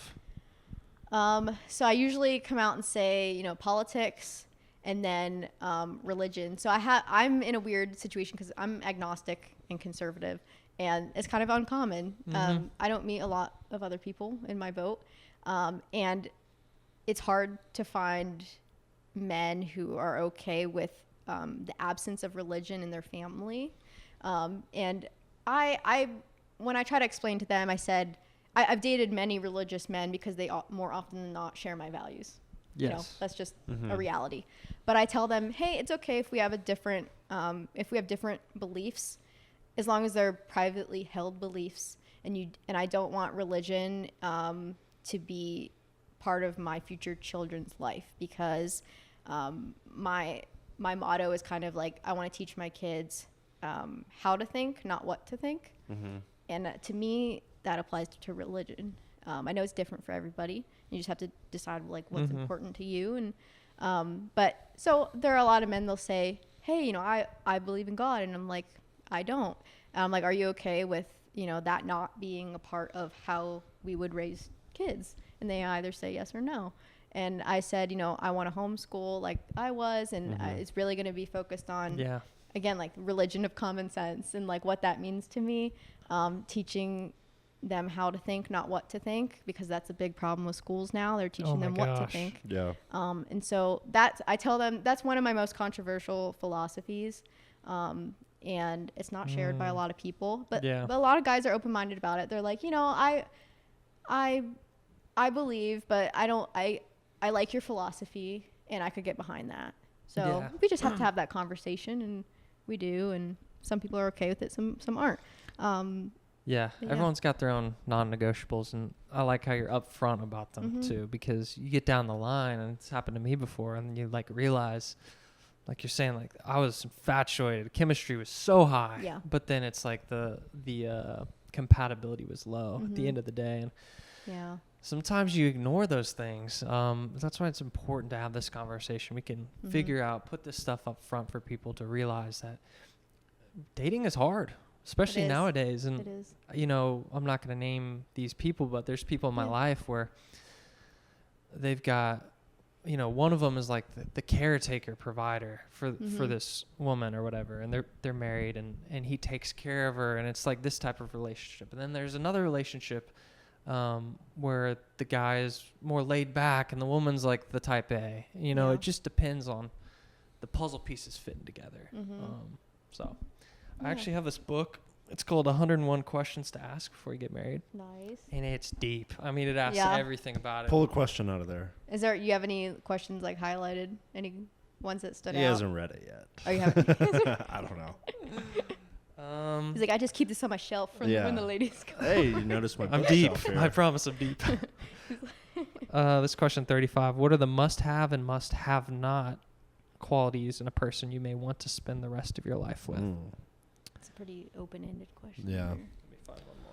Well, I think too, while you're searching for another question, you've probably heard of like the 3 month, like everyone feels like you can kind of decide on what trajectory your relationship is going in within 3 months. Yeah. I think that feeds right back into the chemistry versus compatibility thing. You know, I've dated people before and it's like super intense from the beginning and it feels so good. And then you kind of just wake up one day and you're like, fuck, like I really do not like this person. And it's like usually right around like the 2 or 3 month mark. Yeah. And I feel like that's when the dust settles and you're like, God, well, dude, we talked about it. So when you're in that infatuation stage, your prefrontal cortex like takes a break, takes a hike. Yes. And it's the center of your brain that responds like you're doing drugs. Dopamine. They say like you're like a crack addict when you're falling in love. That's crazy. Yeah, and that's why I've always, from a very young age, I've always been really involved or interested in neuroscience and brain science, because I was like, you know, the more you understand how your brain works, like the more life makes sense. Yeah. And I had considered actually going to school for neuroscience because I was so interested in it, but, you know, ended up taking the more creative route. But that still actually plays a lot into my line of work because, you know, I'm a copywriter and I do branding, and, you know, I'm essentially everything I write is trying to get someone to take some sort of action. Like, click this, buy this, go here. Built for this? Is that you created that tagline? That's one of the taglines. One of our clients. But the role that like brain science plays in marketing, like I was able to kind of merge those two interests. So I found, and this, we definitely did talk about this. So romantic chemistry is driven heavily by dopamine and norepinephrine. They peak early but decline naturally over time. Long-term bonding relies on oxytocin and that vasopressin, which we talked about, which are built through trust, repetition, and stability. And so it's pretty much saying that chemistry is less about truth and more about signal density. Compatibility is less about excitement and more about signal reliability. Ooh, I like that. Yeah, you have to build up a track record. Exactly. Yeah. And so I'm telling you, I was reading all this stuff and taking notes last night, and it like it just made it was so clear in my mind of like, this just makes perfect sense. And it makes like you're almost wanting to align yourself with how that flows. And don't fight it. Don't fight it. And I will. Yeah, that's true. I do feel like women have a tendency to like, you know, we don't like, we want to control for things. We want the outcome to be what we hope it is, or what we want it to be. But I will say on, you know, like as far as letting things happen naturally, as much as I'm an advocate of having those like hard talks early on matters of non-negotiables, I've also learned kind of recently of like, you need to give the relationship time to become important to you, because, you know, me and my boyfriend have been having like some talks that were like, oh, this might be a real issue in the future, but we're like, we've only known each other for what, 2 months or something. And you know, like, and it was important to me that we talked about it, but I was like, we need time to figure out what this is worth to us. Like, you know, you can't decide if you can't live without someone, you know, after 2-3 months. Like, give it time to build something that's actually worth protecting, and being like, I don't want to give this up. Like, we need to become, you know, we're not important enough to one another to be making like major life future decisions together, or taking the other person into account that far into the future. It's just not appropriate at this time. Especially with the dating apps where it's like, you truly did not even know this person existed until they came up on your swipe. And then you go from that to super romantic date, and then you're sleeping with each other. And it's 2 months in, you're like, hey, should we start looking at apartments? Or it's like the other side where it's like, you know, you don't agree with this thing that I agree with, so I don't really want to spend any time with you. And I think that goes back to the discipline of just like really setting some boundaries and like not allowing yourself to get so, you know, go 200% in where now you're kind of clouded with your judgment of like, yeah, you know, to truly know this person, it's going to take some time, and you have to be relative with, I always say this phrase because I read it from Green Lights, the Matthew McConaughey book, like becoming relative with the inevitable. It's like, if it happens, it's going to happen, but you have to give it some time to breathe and give it some space. Good advice. It's like what they say, what's meant for you can never pass you by. So Perfect, like you can be struggling, you're like clinging onto something, and it's like, no, if it's meant to be, it's gonna be like, definitely. welcome back. Welcome back. So you were bullied by a professor about your political beliefs. How'd this happen? Okay. And how'd it make you feel? Not good. Okay. You don't say. All right. So when I started school, I originally was a marketing major and a mass communications minor. I thought mass communications was going to be something different than it really was. So that's another story. But basically, mass communications was more oriented towards like reporting and journalism. And I was more wanting like creative writing and like marketing, you know, writing and stuff. So anyways, wasn't a good fit, but you know, we have an intro class, and the professor says, let's go around the room, say what your major is and where you get your news from. Oh, here we go. And so most of the students were journalism majors. I was one of the only business majors. So that was already kind of like a surprise to me, but I was like, okay, so I'm kind of like towards the end. And we start going around the room, and the kids are like, I'm a journalism major and I get my news from Snapchat. And at first, I thought the first person to say that, I thought it was a joke, and it wasn't. Like the BuzzFeed articles and all the... Or they were like That's through a crazy, friend actually. or something. Oh my God. Like not one credible source whatsoever. And so I'm like, you're like, what am I hearing right now? And so at this point, I had not been very vocal about politics at this point. So this was like early in college, and I believed what I believed, but never really felt the need to say anything. Because of fear of repercussion or fear of... Opportunity just didn't come up. Okay, Like, gotcha. I just didn't need to. Okay. I didn't need to say This anything. is 2016? This would have been like 2018. Okay, so Trump was president. Yes. So it's like, and at this point, everyone hates Trump. Yeah, it's crazy. Especially in college. Oh, yeah. Okay. Politically, it's a weird time. Yes. Yeah. Okay. So we're going around the room. I'm just mortified that these future journalists of America are saying they get their news from Snapchat. And so it gets to me, and I just decide, you know what? I should just say something.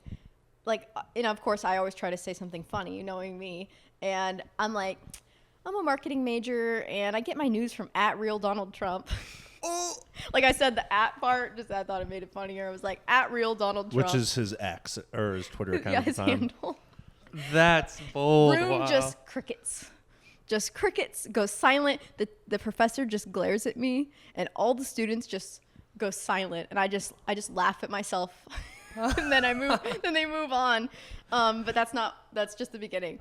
So now this professor, I think, probably has it out for me, now that I outed myself. So the next day, she decides to do a lesson on fact checking. Oh, of course. And this wasn't even really appropriate for what the class was supposed to be. So I'm convinced that she just decided to do this. She went home and she was like seething. She's like, Yeah. I gotta. And it gets worse on so many levels because, okay, so that next day or the next class, she's like, we're going to do a lesson on fact checking.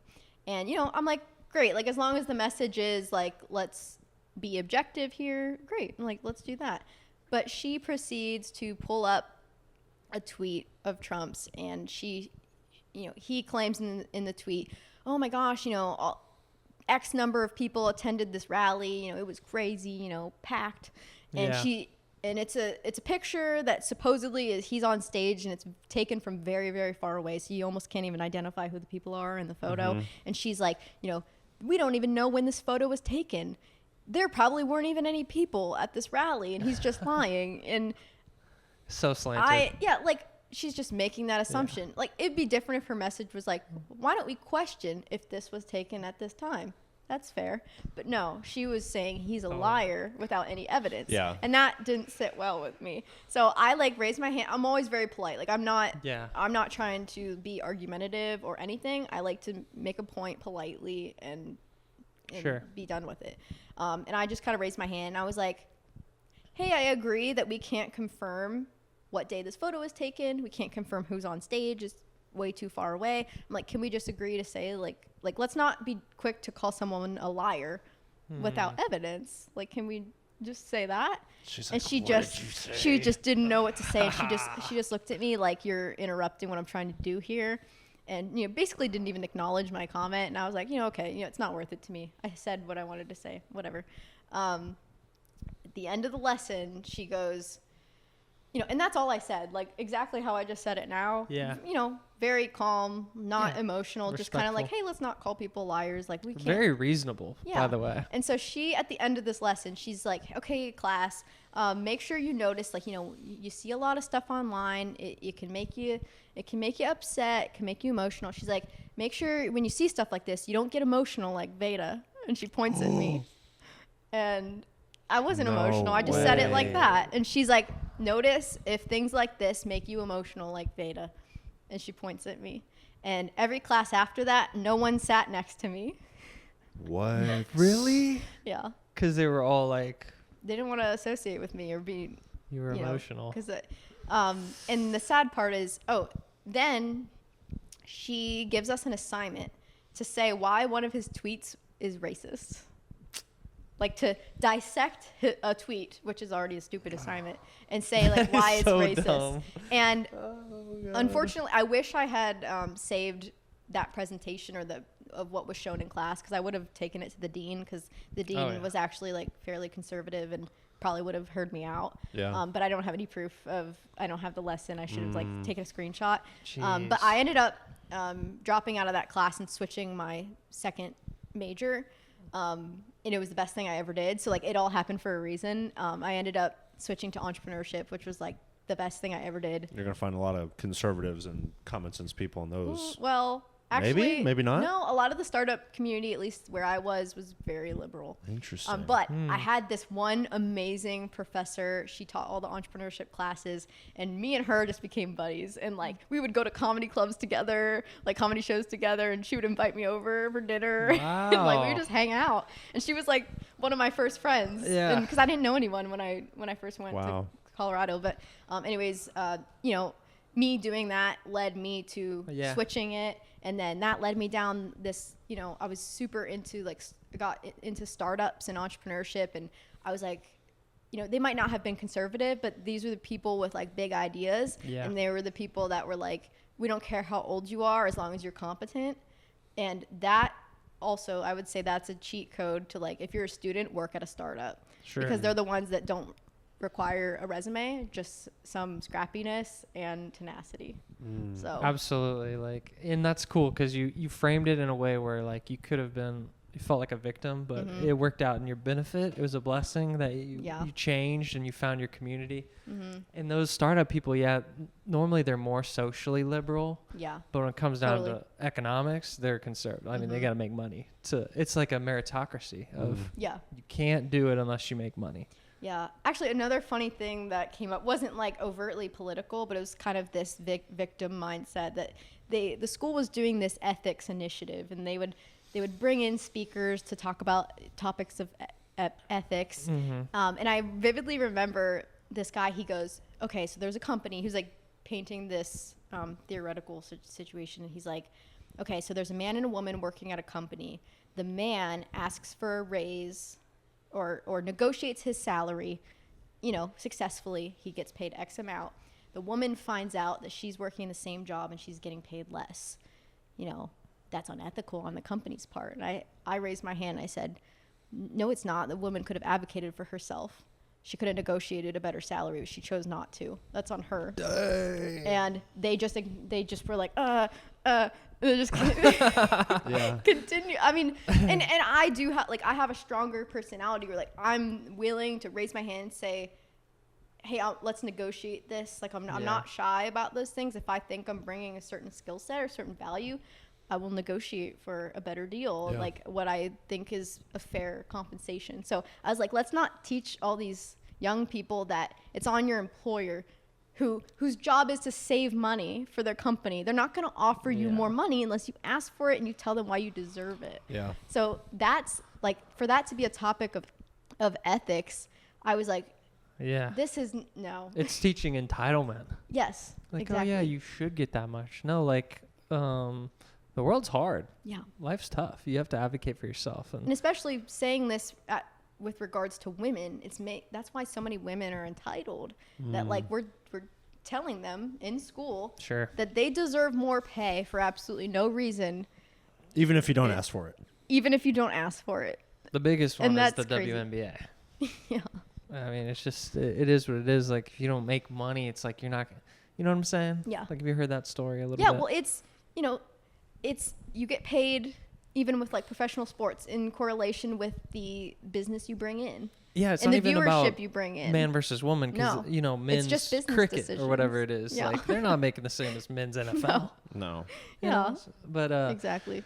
No, that's cool. So, what was your experience in the startup realm? And what was maybe the first startup that you became a part of? Let's see.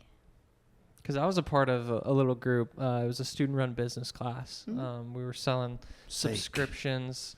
Yeah, students acquiring knowledge through enterprise. Yeah, and it was literally the best. You love a good acronym. Yeah, it was a good acronym. It was the best class I had ever taken because we got to we had to sell. We had to meet goals, and we're working with the team. And it was like they just handed the keys to us, and they're like, "What product should we sell?" I love that. And it was awesome. And we recruited. It was like a small business. Yeah. Did you have an experience like that with startups? So it started, one of the things I'm so grateful for in that entrepreneurship program was one of the classes, the class was to run the on-campus bar. And so you would, do the financials, do inventory, serve beer, That's actually really cool. Host events to bring people in. And that was the class, and we would get credit for it. And you could get paid to work shifts there. And so I loved that. And when it came time to think of new events, I, of course, wanted to host a stand-up comedy show. And so actually, this is a good story, too. So there's like the Student Activities Council is is who provides money, like funding for entertainment on campus. So our class was supposed to get a certain amount for events that we could host. Yes. And so I went.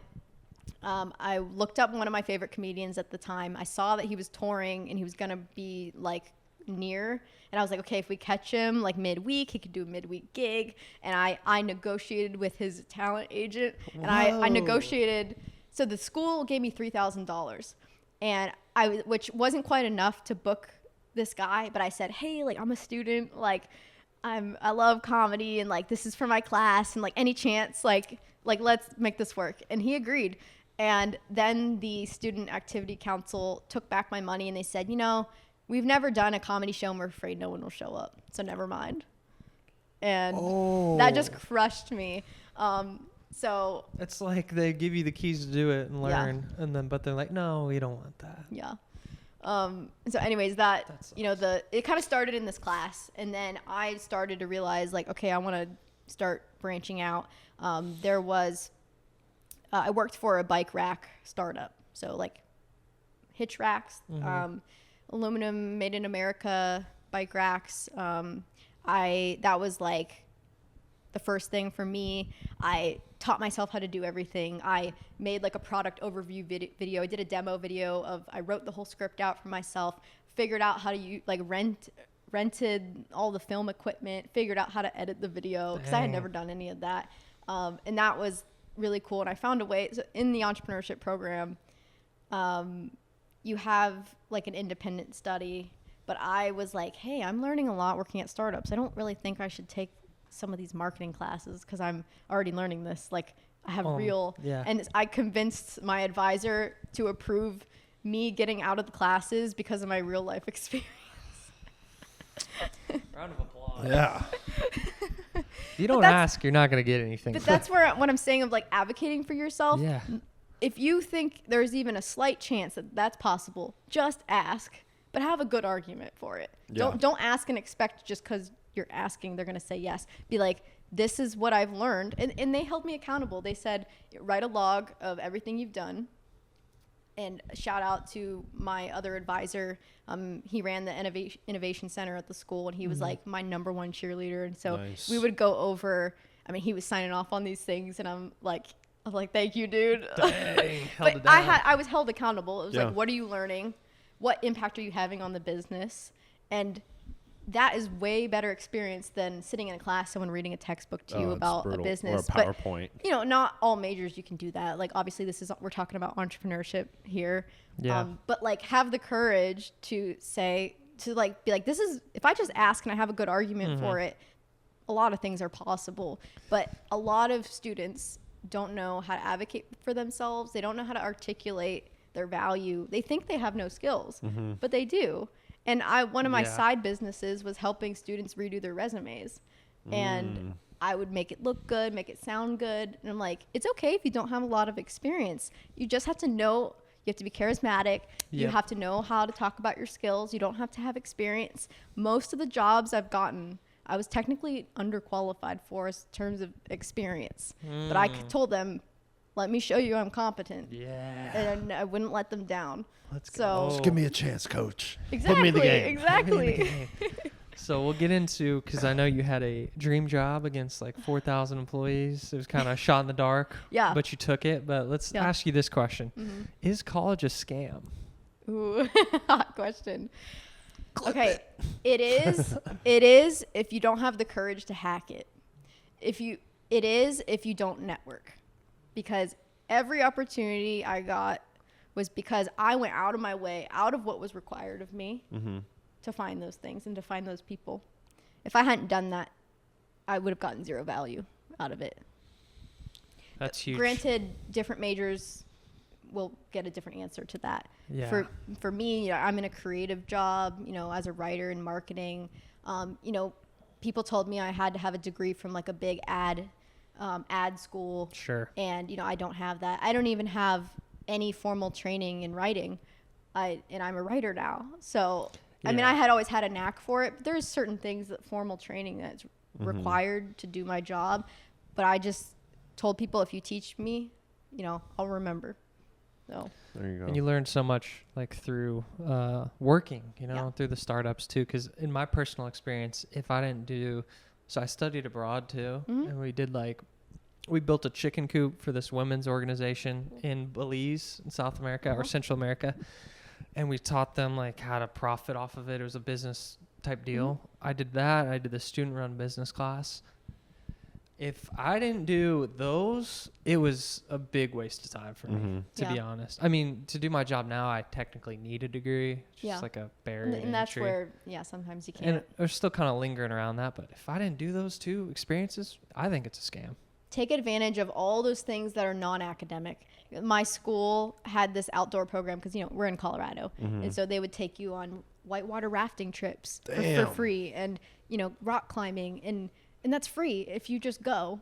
So take advantage of it. Like all those things, all those perks that come with being a student, just suck all the value out of that because you're never going to get that again. You're never going to get that free stuff again. And network like your life depends on it. Like I would find people in the community who were really successful entrepreneurs and business owners, and I would just find reasons to talk to them. Like, and then I became a familiar face to them. And they were like, we have this big startup conference, and that's where I met Carter. Oh, really? It's like called West Slope Startup Week. Okay. And that's where I met him in person. And there was a newspaper article that came out, and they like quoted me in it, and they're like, and then, you know, there's all these business owners, and then there's just Veda, this kid who's just always around. Hanging on. And it was so just funny. how'd you know to do this? To like take chances, to ask for things, to network? Like, did someone teach you that, or how'd you come about knowing? Intrinsically, it just kind of felt like what you were gravitating towards. I think it comes down to the culture of my family, and like my family runs a business, and my dad would say things like, there's never a shortage of work, only jobs you're not willing to do. So wow. Preach, Dad. Yeah. That's a bumper sticker. Right. And then my mom like had always set that example of being your own best advocate, like we talked about with the health stuff. So she, like they were both very much like, you don't get handed things in life. Like if you want something, you have to go after it. And so that like, and it wasn't even like they sat me down and told me that. It was like they showed me through examples that that's how they live. So that was programmed in me. But I've always been like kind of headstrong where I'm like, the worst thing someone can say is no. Yeah. But really, like, that's awesome. It's just my mentor at the Innovation Center that helped me so much. My parents, got to know him when they on visits and stuff. And he's like, I'll tell you one thing I've learned about Veda. Like, if you tell her no, you're going to have to tell her why. Because I'll follow up and be like, she ain't gonna go away. Because a lot of people don't have a good reason when they tell you no. Yeah. They're just on a power trip and they just are like, well, we don't normally do this, so no. And I'm like, so why can't I try? And if they don't have a good reason, they'll usually like give you a chance. Dang. So, well, I think this is awesome because we both went to the University of Arkansas and Southern School, SEC, great business, Walton College of Business, Walmart, JB Hunt, a lot of supply chain and stuff. I definitely feel like at this point with where I'm at in my career, like I don't regret going to college, but I definitely wish I would have had a conversation with someone like my freshman year of like, this is what's available to you. This is the pathway you should be going on. Because if you don't even understand, first of all, how fast it goes, it's like you're just going to kind of float through it of, okay, well, we got football games on Saturday. We're going to, everyone's kind of just looking to go back to the apartment and hang out with their friends rather than like really dive into a creative project or something. But I think that's also the design of like the educational system to not necessarily incentivize people to seek out those really interesting networking opportunities and cling on to a mentor. Because first of all, your classes are like 400 people. Yeah. So you're in these auditorium style things where they're just reading a PowerPoint. There's really no dialogue. It's just like checking boxes rather than creating like a meaningful and creative experiment or experience, I guess. Well, I think but parents should be the ones to instill that initiative, not schools. Schools have the opportunities and people really want to help students. Yeah. They will help any student that takes initiative because so few do. Yeah, show up to your office hours. Yeah. Like I did that all the time. I found like two really good professors. I just always go to their office hours. And sometimes I needed help. Other times I just wanted to shoot the shit. Yeah, exactly. And, those are the ones that you eventually, follow on LinkedIn and you ask them for a job recommendation or, whatever. Oh, that's my other, one of my biggest tips. Ask for recommendations before you need them. Ask when it's fresh. Like if you've just done something with someone, you've just done a project, ask for it before you need it. Like keep up on it and keep track of your wins because during, when it comes time you get laid off, all of a sudden you're like, shoot, my portfolio, my resume is not up to date. What did I do this past year? Well, if you had kept track of, I helped the business make X amount of money on this project, write it down.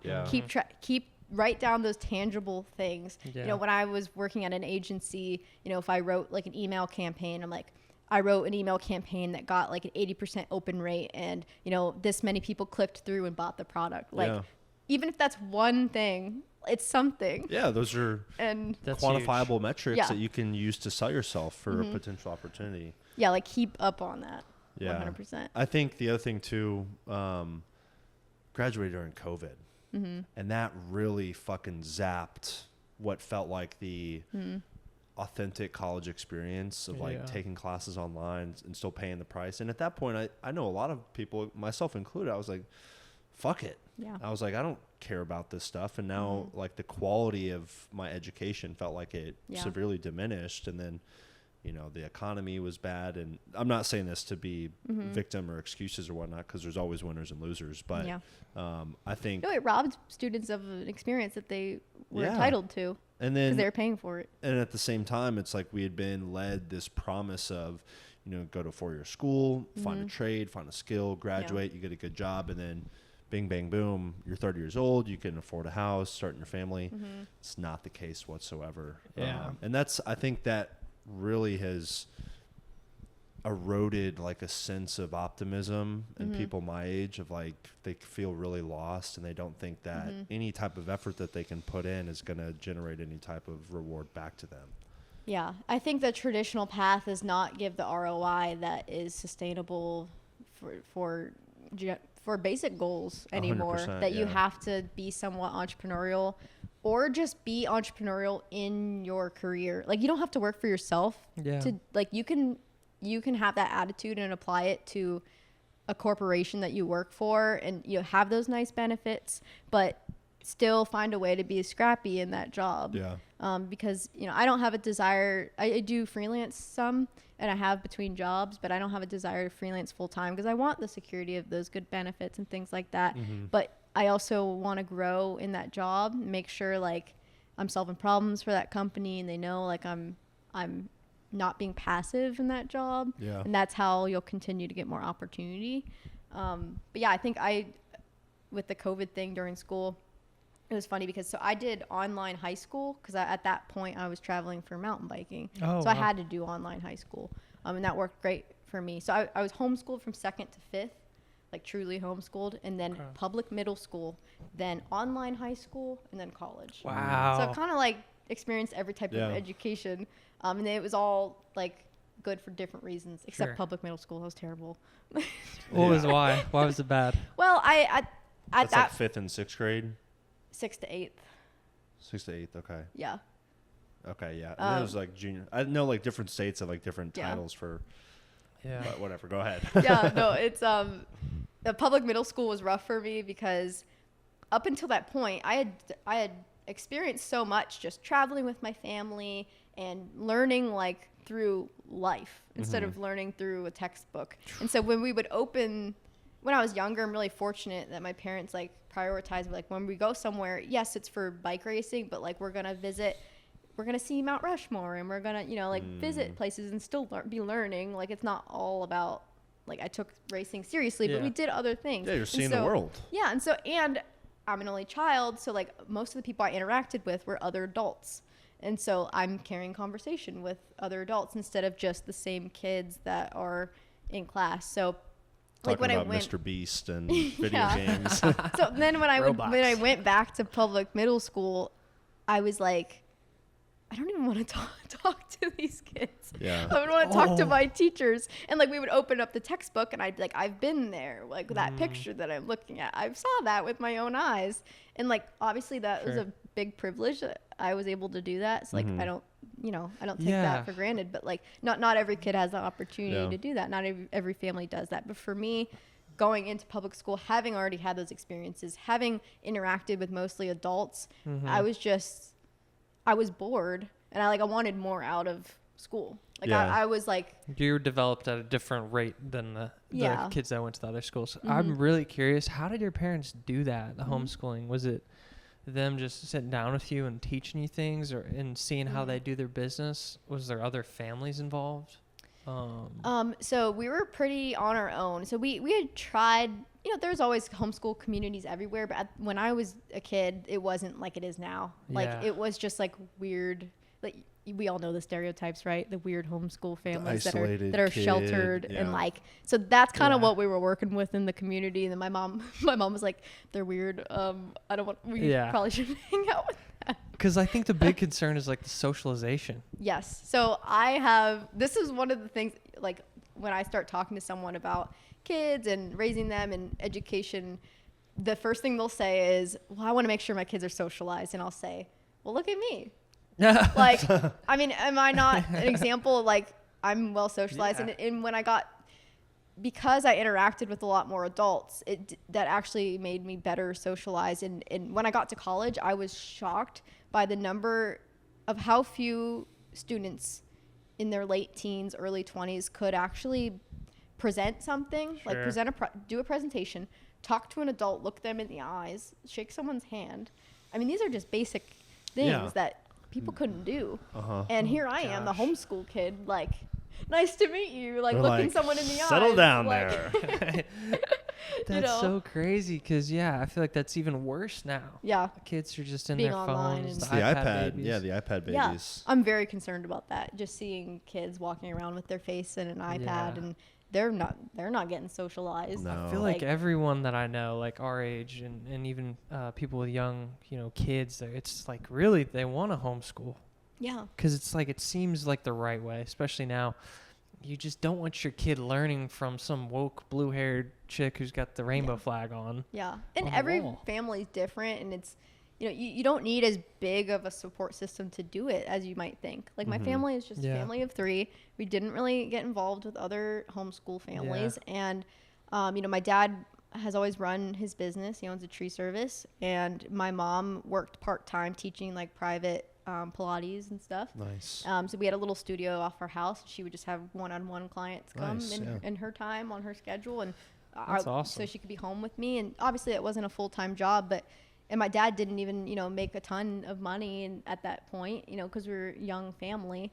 But like you make it work. If that's important to you, you live below your means so you can stay home with your kid. Like I know that a lot of guys get frustrated like they're like, well, I don't know if I can do that for my future wife. He's like, the economy is so bad, like I want to do that, I want my wife to stay home with our kid, but he's like, I don't know if I could ever make that much money. And I think guys feel really like discouraged by the state of things, but in my point of view, it's also the wife's responsibility to live simply to make that happen, because a lot of women are spenders and live above their means. What's your Amazon account password? Yeah. So there's a responsibility on them. If they want that badly, they need to live simply. They need to not be getting their nails. Adjust the instant gratification lifestyle to,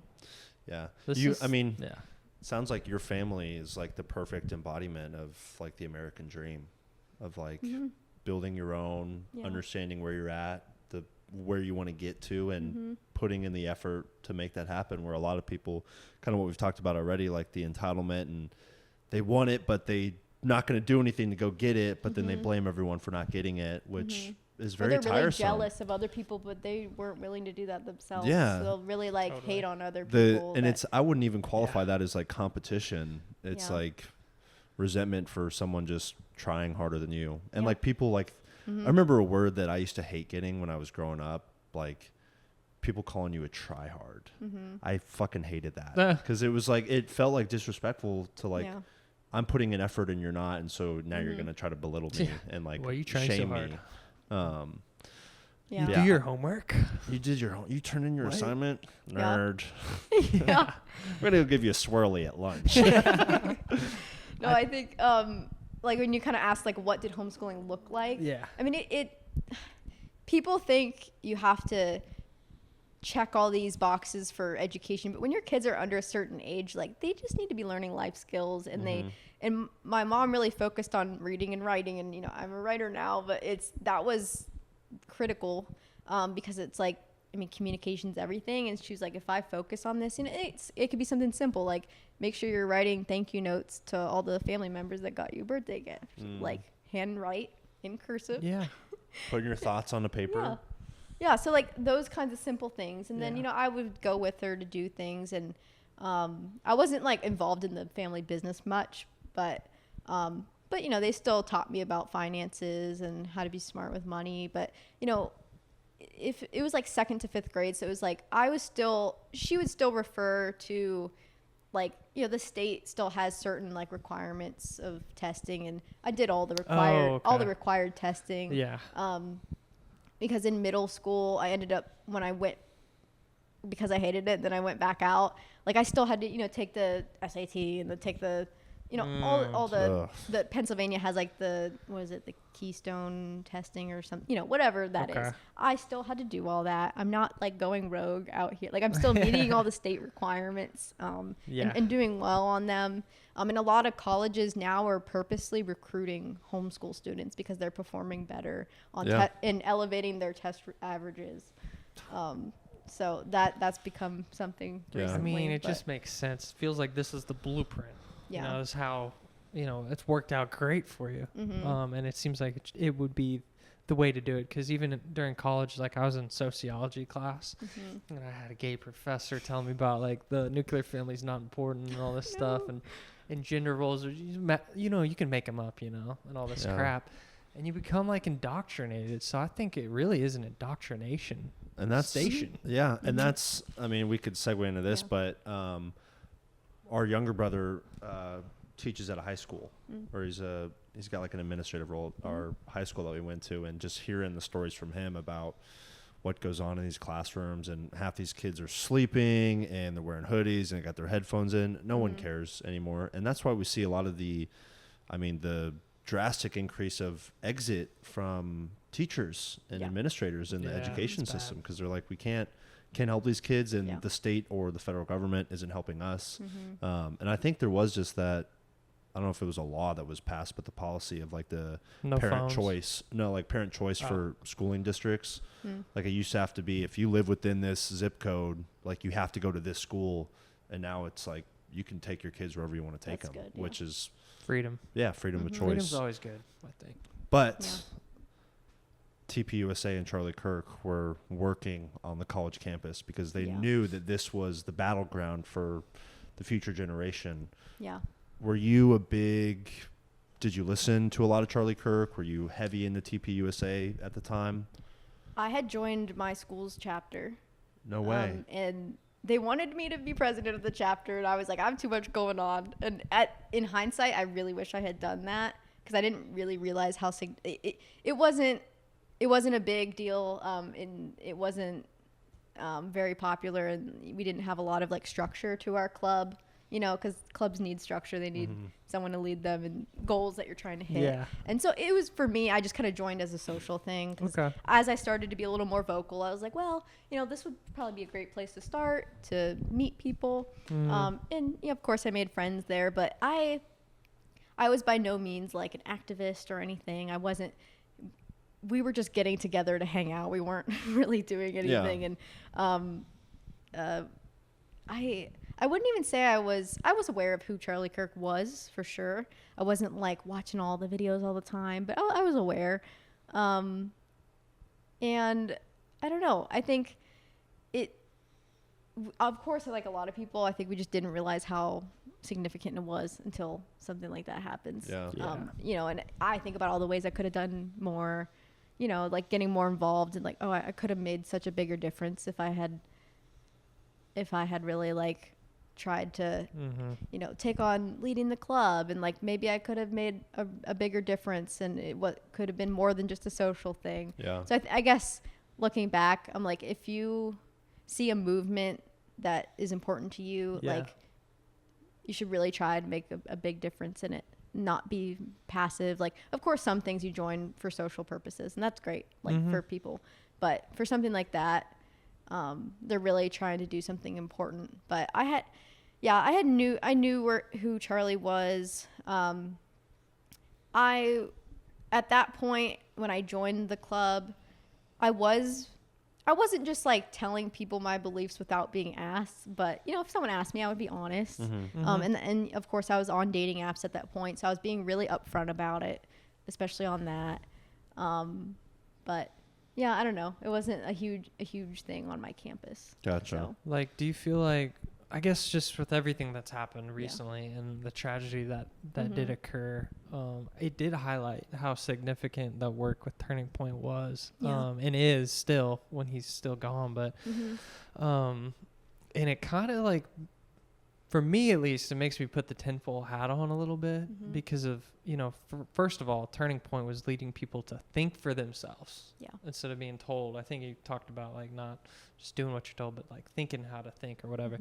And then he was questioning things, like immoral things that were happening in other countries, and that was really upsetting a lot of people. And then it's just a tragedy. And I think it was messed up in a whole lot of ways, but like everyone's seeing it up close on the internet. Just like, what? And, I guess it's when something like that happens, I think a lot of people will be dissuaded, like, oh, I'm not going to talk about that stuff anymore because you saw what happened to him. No, the response has been the opposite. Yeah. And I told, when you texted me, like, is there anything you don't want to talk about? I previously said I don't want to talk about politics. I was like, I don't want to publicly talk about that. And I said, once that happened, nothing is off the table. And even with my how this applied to my career, I mean, when you're a writer, you want to write for a company that represents your values. And it's really hard when, because I was always, someone might ask me to write something that I don't believe in, and then I would have to step away, because I definitely wouldn't write it if luckily I wasn't in that situation. Okay. But I knew it was always a possibility. Sure. Because I have to write what I have to write, what's asked of me. But fortunately, the more vocal you are, the easier those opportunities that align with you find you. Yeah. Because if you don't put that out into the universe, those people and those opportunities don't find you. And it's the only way to do that. So that's kind of why I dialed back my previous stance. I was like, no, we all need to be outspoken now. And it's not just for the greater movement, but as individuals, like the right people will hear you speak about what you believe in. We talked about meeting people from the internet. And it's like, if you don't, it's funny because it's true. But, if I didn't join those Facebook groups and reach out to people and make plans and be outspoken, I wouldn't have found these great connections. Absolutely. So, you wouldn't have been here doing the podcast. Yeah, we wouldn't be here right now. 5 years in the making, pretty much, off of a childhood friend that I had. And you can imagine too, in the college campus environment, everyone's kind of going with the tide of, woke liberalism. And, there's people in the crowd that disagree with it, but they don't say anything because they think they're the only ones. Yeah. But then that's why it's so important. You need to speak up. No, I actually disagree with that. And then that gives other people confidence to step up and explain themselves. And Charlie was doing crazy good work out there on the college campuses. Yeah, Charlie, I think to me, the most significant part of Charlie's work was renewing the family unit and really making young people desire that again. Yeah. Traditional, strong family units. Because that's not something that really motivated students or young people at all. But he was really showing you this is the best thing in life. And this should be your number one goal, because it will unlock so much for you. And him renewing that in young people, to me, was the biggest impact that he had on society. It's just a priority of what truly matters in life. And I used to watch a lot of his clips, and I kind of graduated from my progression of conservative channel hosts and whatnot. It may have started off with a Steven Crowder, to change my mind, which I thought was really fascinating work, because that was when I was in college. And so I was watching, he's going to TCU or he's going to his campuses, and he's talking about controversial ideas and just giving people a platform to gather their thoughts. And it wasn't combative. It wasn't oh, you got the wrong opinion, screw you, until those people would be yelling from the crowd. And he would be so calm and and understanding of people. And even if he was talking to someone who was super against him, he would be no, I want the best for you. I hope you consider this. And I'm not thank you for coming and talking to me. Thank you for hearing. And that's what's so I've we talked about this a lot after he passed, and Jack listens to Candace Owens sometimes, and I'm off the Candace train personally. I just can't handle. I think she's profiting. I think she's really smart, first of all. Yeah. And I think she knows where we're at in the world and what's going on, and how she can lift herself up by continuing to talk about these things and controversies and whatnot, conspiracies. But I think what was so amazing about Charlie, kind of what you just pointed out, is he knew how different he was in the limelight, but felt it so strong within himself to go out and risk his life and risk his image and reputation to just speak on the truth. And the truth was really common sense and logic. And it was let's return back to the homeschooling. Let's return back to the community mindset of we're all here to help each other. And let's return back to your family should be your number one priority, not working 60 hours a week to, satisfy your corporate warlord. And it's for women on that, you're replaceable in your job. You're not replaceable to your husband and your kids. No one can replace you. It's the most important job. That is probably the I imagine is the best feeling in the world. Yeah. And then for, you know, the man, well, sure, maybe he thinks he's replaceable in his job, but him providing for his family, he's not replaceable to them. Yeah. By him doing that. Yeah. And I think that's got to be the biggest motivation ever, I can imagine. Definitely. I mean, you see people commit crimes just to take care of their family, and you kind of understand why too. Mm-hmm. That's the weird part. But yeah. One more thing I wanted to ask you about was kind of getting into that kind of shot in the dark where you landed a dream job against 4,000 some applicants, and you feel like you were underqualified for this. How'd that happen? Okay, so it's a LinkedIn. I don't want to say hack, but it's like just have the balls to do something crazy on LinkedIn. Is this on when you click on jobs, it's the unicorns? It's usually like CEO positions or things. Oh yeah, I know what you're talking about. No, not one of those, but I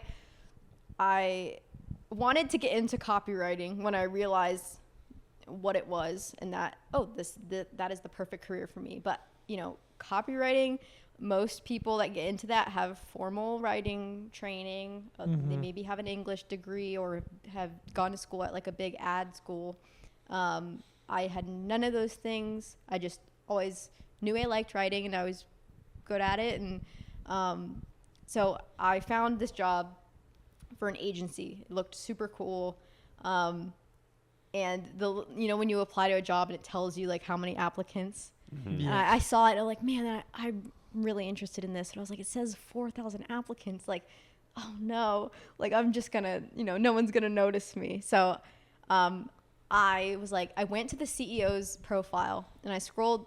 She would share advice all the time and just comment, provide commentary on marketing things. And I was like, let me find a post of hers, something that I know about, and then respond to it and post it to like show that I know what she's talking about. I can solve problems for her clients, and then it'll catch her attention. So she made a post that was like top 5 mistakes startup founders make. And I was like, well, I made a little like, what Loom, you make a Loom video, like you could film your screen and yourself. So I make a Loom video of me saying like, hey, CEO of this agency just made this video making these points. I've really found these things to be true through my work with startups. And here's what I do for, people like that to help them solve that problem. And I just like gave an example of something I did and, put some jokes in it, tried to be myself. And it was just enough to like catch her attention that, so I record the video, post it, send it to her in a DM, and she's like, love the hustle, like, let's talk. And that just pushed me into the interview process. And I just encourage someone to like, again, being your own best advocate. No one's going to give you that job. If you're one of 4,000, no one's going to care. Like, they don't owe you that. But if you find a way to make yourself stand out, find something that you know a lot about. Everyone has something that they know a lot about, something very specific. And if you can leverage that and tell someone how that knowledge helps you solve a problem for them, you're golden. Yeah. You're golden. And I've done that. I've done that for other things. So the company Chomps? Like the beef sticks. Yeah. Okay, so there was a copywriting job posted for Chomps, and I was like, this sounds awesome. Like the company sounded amazing, sounded super cool, like a once in a lifetime thing. And I was like, again, this is like a corporate high level job where you're writing for a major brand. Like this is the largest snack brand and fastest growing snack brand in America or the world, maybe. I think I saw something. I don't know. Jeez. But I really wanted this, and so I was like, all right, the last thing I pulled off worked. How do I replicate this for this one? And so I did this video saying like why you should hire me in 5 Chomps, and I would take a bite and I would say something, and then I would take another bite. And the video went like viral. As far as I'm concerned, like for someone who doesn't like put effort into LinkedIn, it got around to all the right people. The CEO commented, the recruiters commented, and I did get a first interview. And it didn't end up working out for reasons that like they were kind of looking for someone with some experience in the food industry, and I didn't have that. Yeah. So, but like what I learned from that was, people love video and they love to see your face Yeah. and they want to see that you're being scrappy. And so I did this kind of stupid thing where I would take a bite, and I would say something and take another bite and be like, here's how I'm qualified. That's and funny. It worked. So like, it feels stupid and you feel silly doing it, but people love it. Yeah. They just don't be afraid to do that. It just takes like an extra 15-20% of effort to put yourself above average. Totally. Like average right now is just the quick, what do they call it? Easy apply or like it's quick literally apply. It's like easy, no effort. Resume submitted. It's like, I'm going to get this job. Submitted right to the trash. Exactly. And then, so that is a fantastic example of just like, challenge yourself a little bit. Just put a little bit extra in there and try to make yourself a little bit more known. And the worst thing that can happen, like you said earlier, is no. And if someone doesn't reply or say no, try again. Because this last thing that I sent an email, they said to apply via email, didn't hear anything. And I was like, man, this really interested me. Like, I really want to see. So I replied back, or I followed up in about 2 weeks. I was like, hey, I am a copywriter and it's my job when someone doesn't buy something, you follow up in 2 weeks and say, did you forget about something? And it worked. Oh, it did? And I was like, hey, I can't fight the instinct to send are you still there email?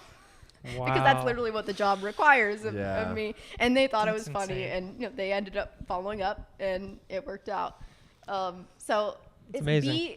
Every person that has hired me, they said, I only hired you because you're persistent. They always said the word persistent because they were like, we knew if you were that persistent, you could probably do the job. Because you wouldn't go through that effort and then like drop the ball when you get hired. Yeah. And you never know like how close you are to reaching that goal. You know the story where the guy mines down and he's like, oh, I'll just give up on mine for. He's like one whatever. hit away from the diamond. Exactly. And I think it also indicates someone who can laugh at themselves too. Yeah. They make like a funny video. Totally. And they post it online, and they're putting themselves out there and they're not too good to do something like that. Like, I didn't filter this the way I wanted to. And, it's like, people don't give a shit. Yeah, just be authentic. Like don't be like a caricature, but like that's me being myself because I'm like kind of a goofy person. So like just do what feels like you. Well, that's, I think that's something we've really learned this last year. We've done 44 episodes this year. The first started off a little like, man, we don't really know how we're going to come off and, how are we dressing and what's the camera look like? And then just as we've gotten our reps underneath us, it's like it feels so much more comfortable. And we're just worried about like the quality of our conversation and effort to have good conversation. Yeah. And then it was the same thing too with like, should we not talk about controversial stuff? We kind of went right in about all the controversial things. And we're we're definitely opinionated. Yeah, it's refreshing just to be yourself and kind of state those things out loud. What's James O'Keefe say? He's like, if your price is not your life, then you are for sale. And it's like kind of adopted this like free speech absolutist of like, like I'm going to say what I mean and say what I feel and we'll handle the repercussions when we get there, I love James O'Keefe. He's like a hero to me. I do want to ask you this question. Yes. If there's any company out there that you would love to work for, what company would it be? Oh my gosh.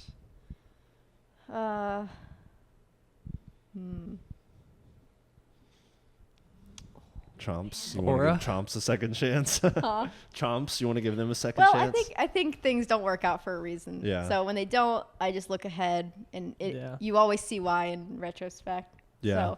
So I would say Trump's social media team. Really? Oh, you'd kill that. Yeah. You could be his press secretary. Well, people have told me, they're like, you should do that. I'm like, I always have the receipts. I'm like, she flips open the binder and is like. You need to find the next conservative Republican ticket winner and join their campaign. No, I have said that many times. I was like, I would love to do that because it's just like I think I could. It would be a lot of pressure, but it would be fun. Even when we talked about earlier of like being a commentator, and I kind of said like, I wouldn't want to be someone who's like a public figure or anything, but Brett Cooper comes up often. People compare me to her a lot because we have kind of similar personalities. We're kind of. Is she still working for the Daily Wire, or is she doing her own thing now? Her own. Nice. She just had a baby. Oh, I did see that. Yeah. Wow. Yeah. Yeah, she's great. Stuff I've heard. Recording stuff from home on her little farm. Yeah. The homestead. Yeah. But it's funny because I've been following her for years, and I was shocked how popular she was, because when I looked at her, she was the first person that I was like, oh, finally someone like me who's like, you know, a voice. And to me, she was just a very average woman like me. Like, sure. But here she is, like, loved by everyone. Like, I think the shocking thing to me was like how much men were obsessed with her. Like, because I was like, oh, she's just like an average girl like me. Why are men obsessed with her? And it was because, like, they felt like finally there's like a girl with a normal, like a normal personality who's, you know, has a good personality, sense of humor, and isn't afraid to say stuff like this. And even though that wasn't like a crazy thing, it was like very new. Like, no one had really done that. I can't think of anyone like that actually on the internet. Like, specifically her age. No one her age was making that kind of content. Is she in her upper 20s at this point?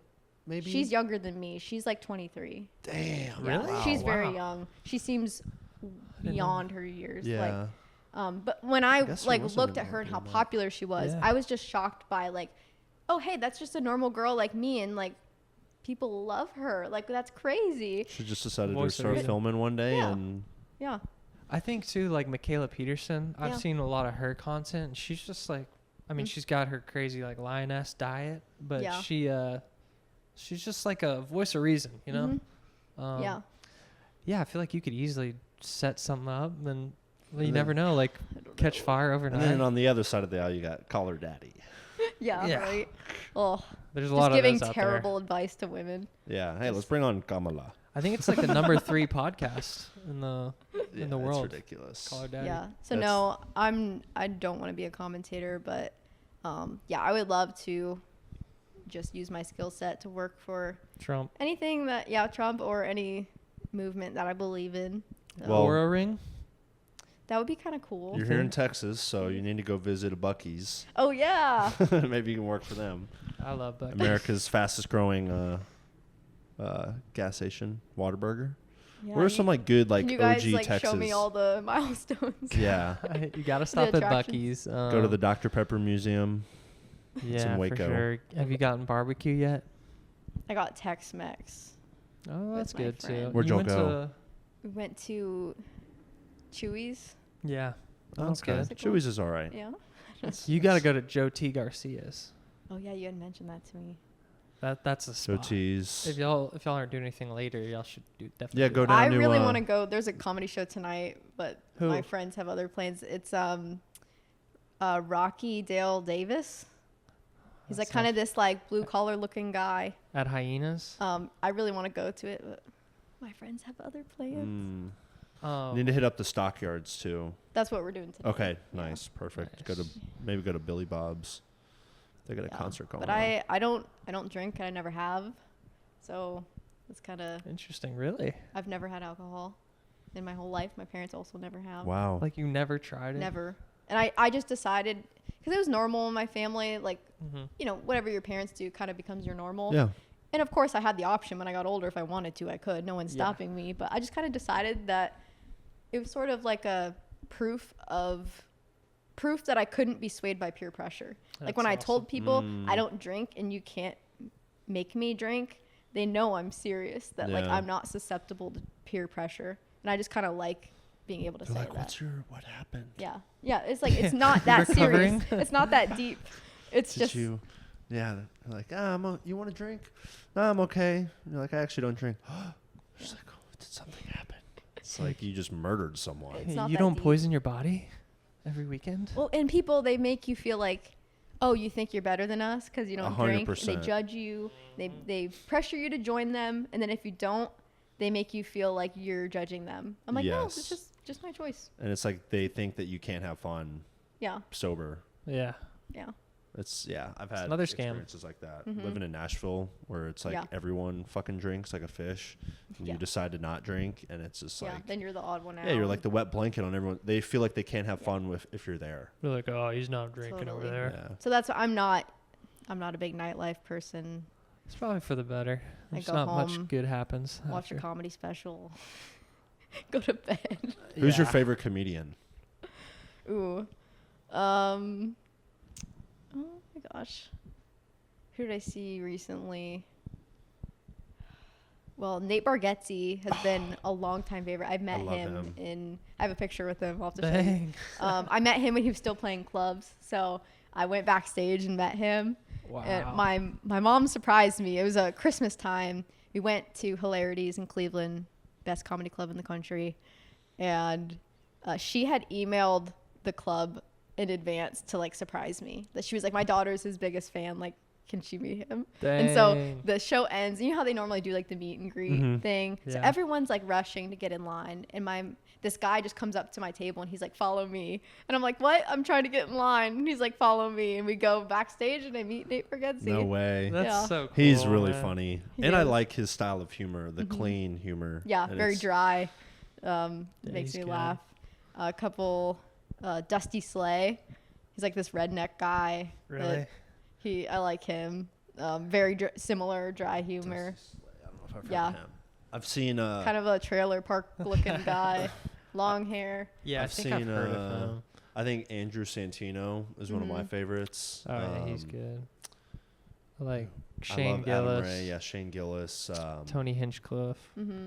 Mark I don't know Norman. If you've heard of like Brian Callen. Oh, I love this guy. He was on Theo Vaughn's podcast. He's so the one that funny. says we're having a good time. And he calls it what does he call it? Wet heat? I don't know. He says his special. Oh yeah. Okay, yeah. yeah. I always thought this guy looked like what's that country singer? He's funny. He looks like Hardy. A country singer. Really? Yeah. Yeah, we're going to Kill Tony next March in Grand Prairie. I'm so excited to see that. Dusty Slay.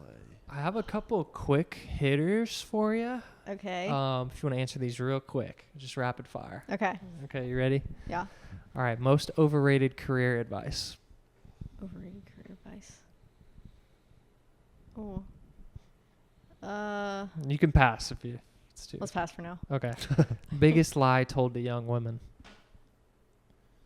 That birth control regulates your period. Okay. One habit that changed your life. Oh. One habit.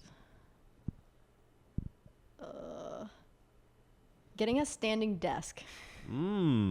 Those are definitely trendy right now. I have one too. Yeah, it's nice. And a treadmill. Stand up. Oh, you have the treadmill? Like an under desk treadmill. Dang. Yeah. I'm going to step it up. What are people afraid to admit? What are people afraid to admit?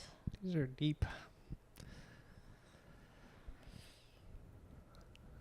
Maybe that other people don't care what you're doing as much as you think, or aren't paying as close attention to you as you think. Everyone thinks like it's the Truman Show. Yes. Yeah. It's like it's not. I promise you it's not. Yeah. Yeah, you get in your head sometimes where you think like, oh, everyone's looking at me, you know, and then it's like, you're not that important, you know? Yeah. Just chill out. What does a good life actually look like? Oh gosh, these are deep.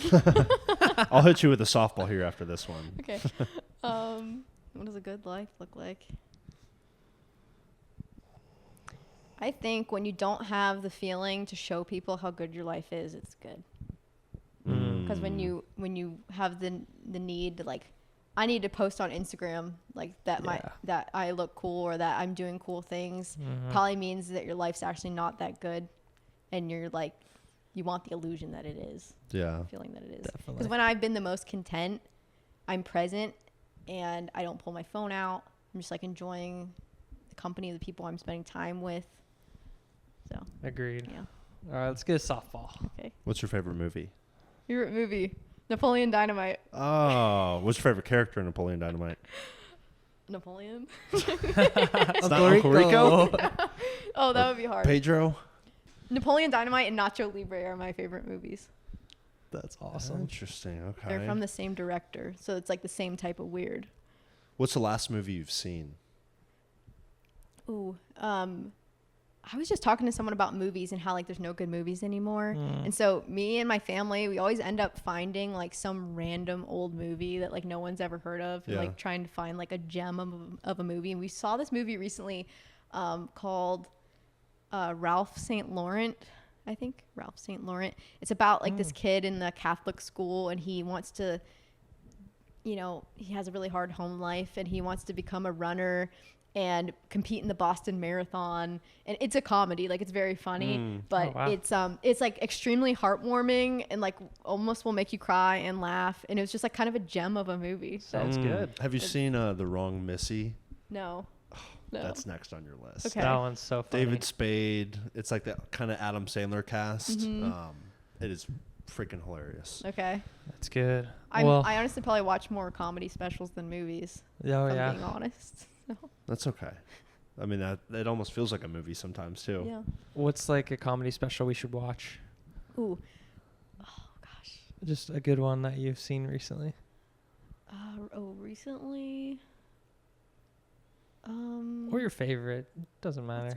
I suddenly can't think of any. I'll send you a list after this. Okay. Put it in the comments. Put it in the notes. Dave Chappelle. His specials, I eat those up. I like The Shane Gillis, like I Like Dogs one is really funny. And then the Andrew Santino cheeseburger.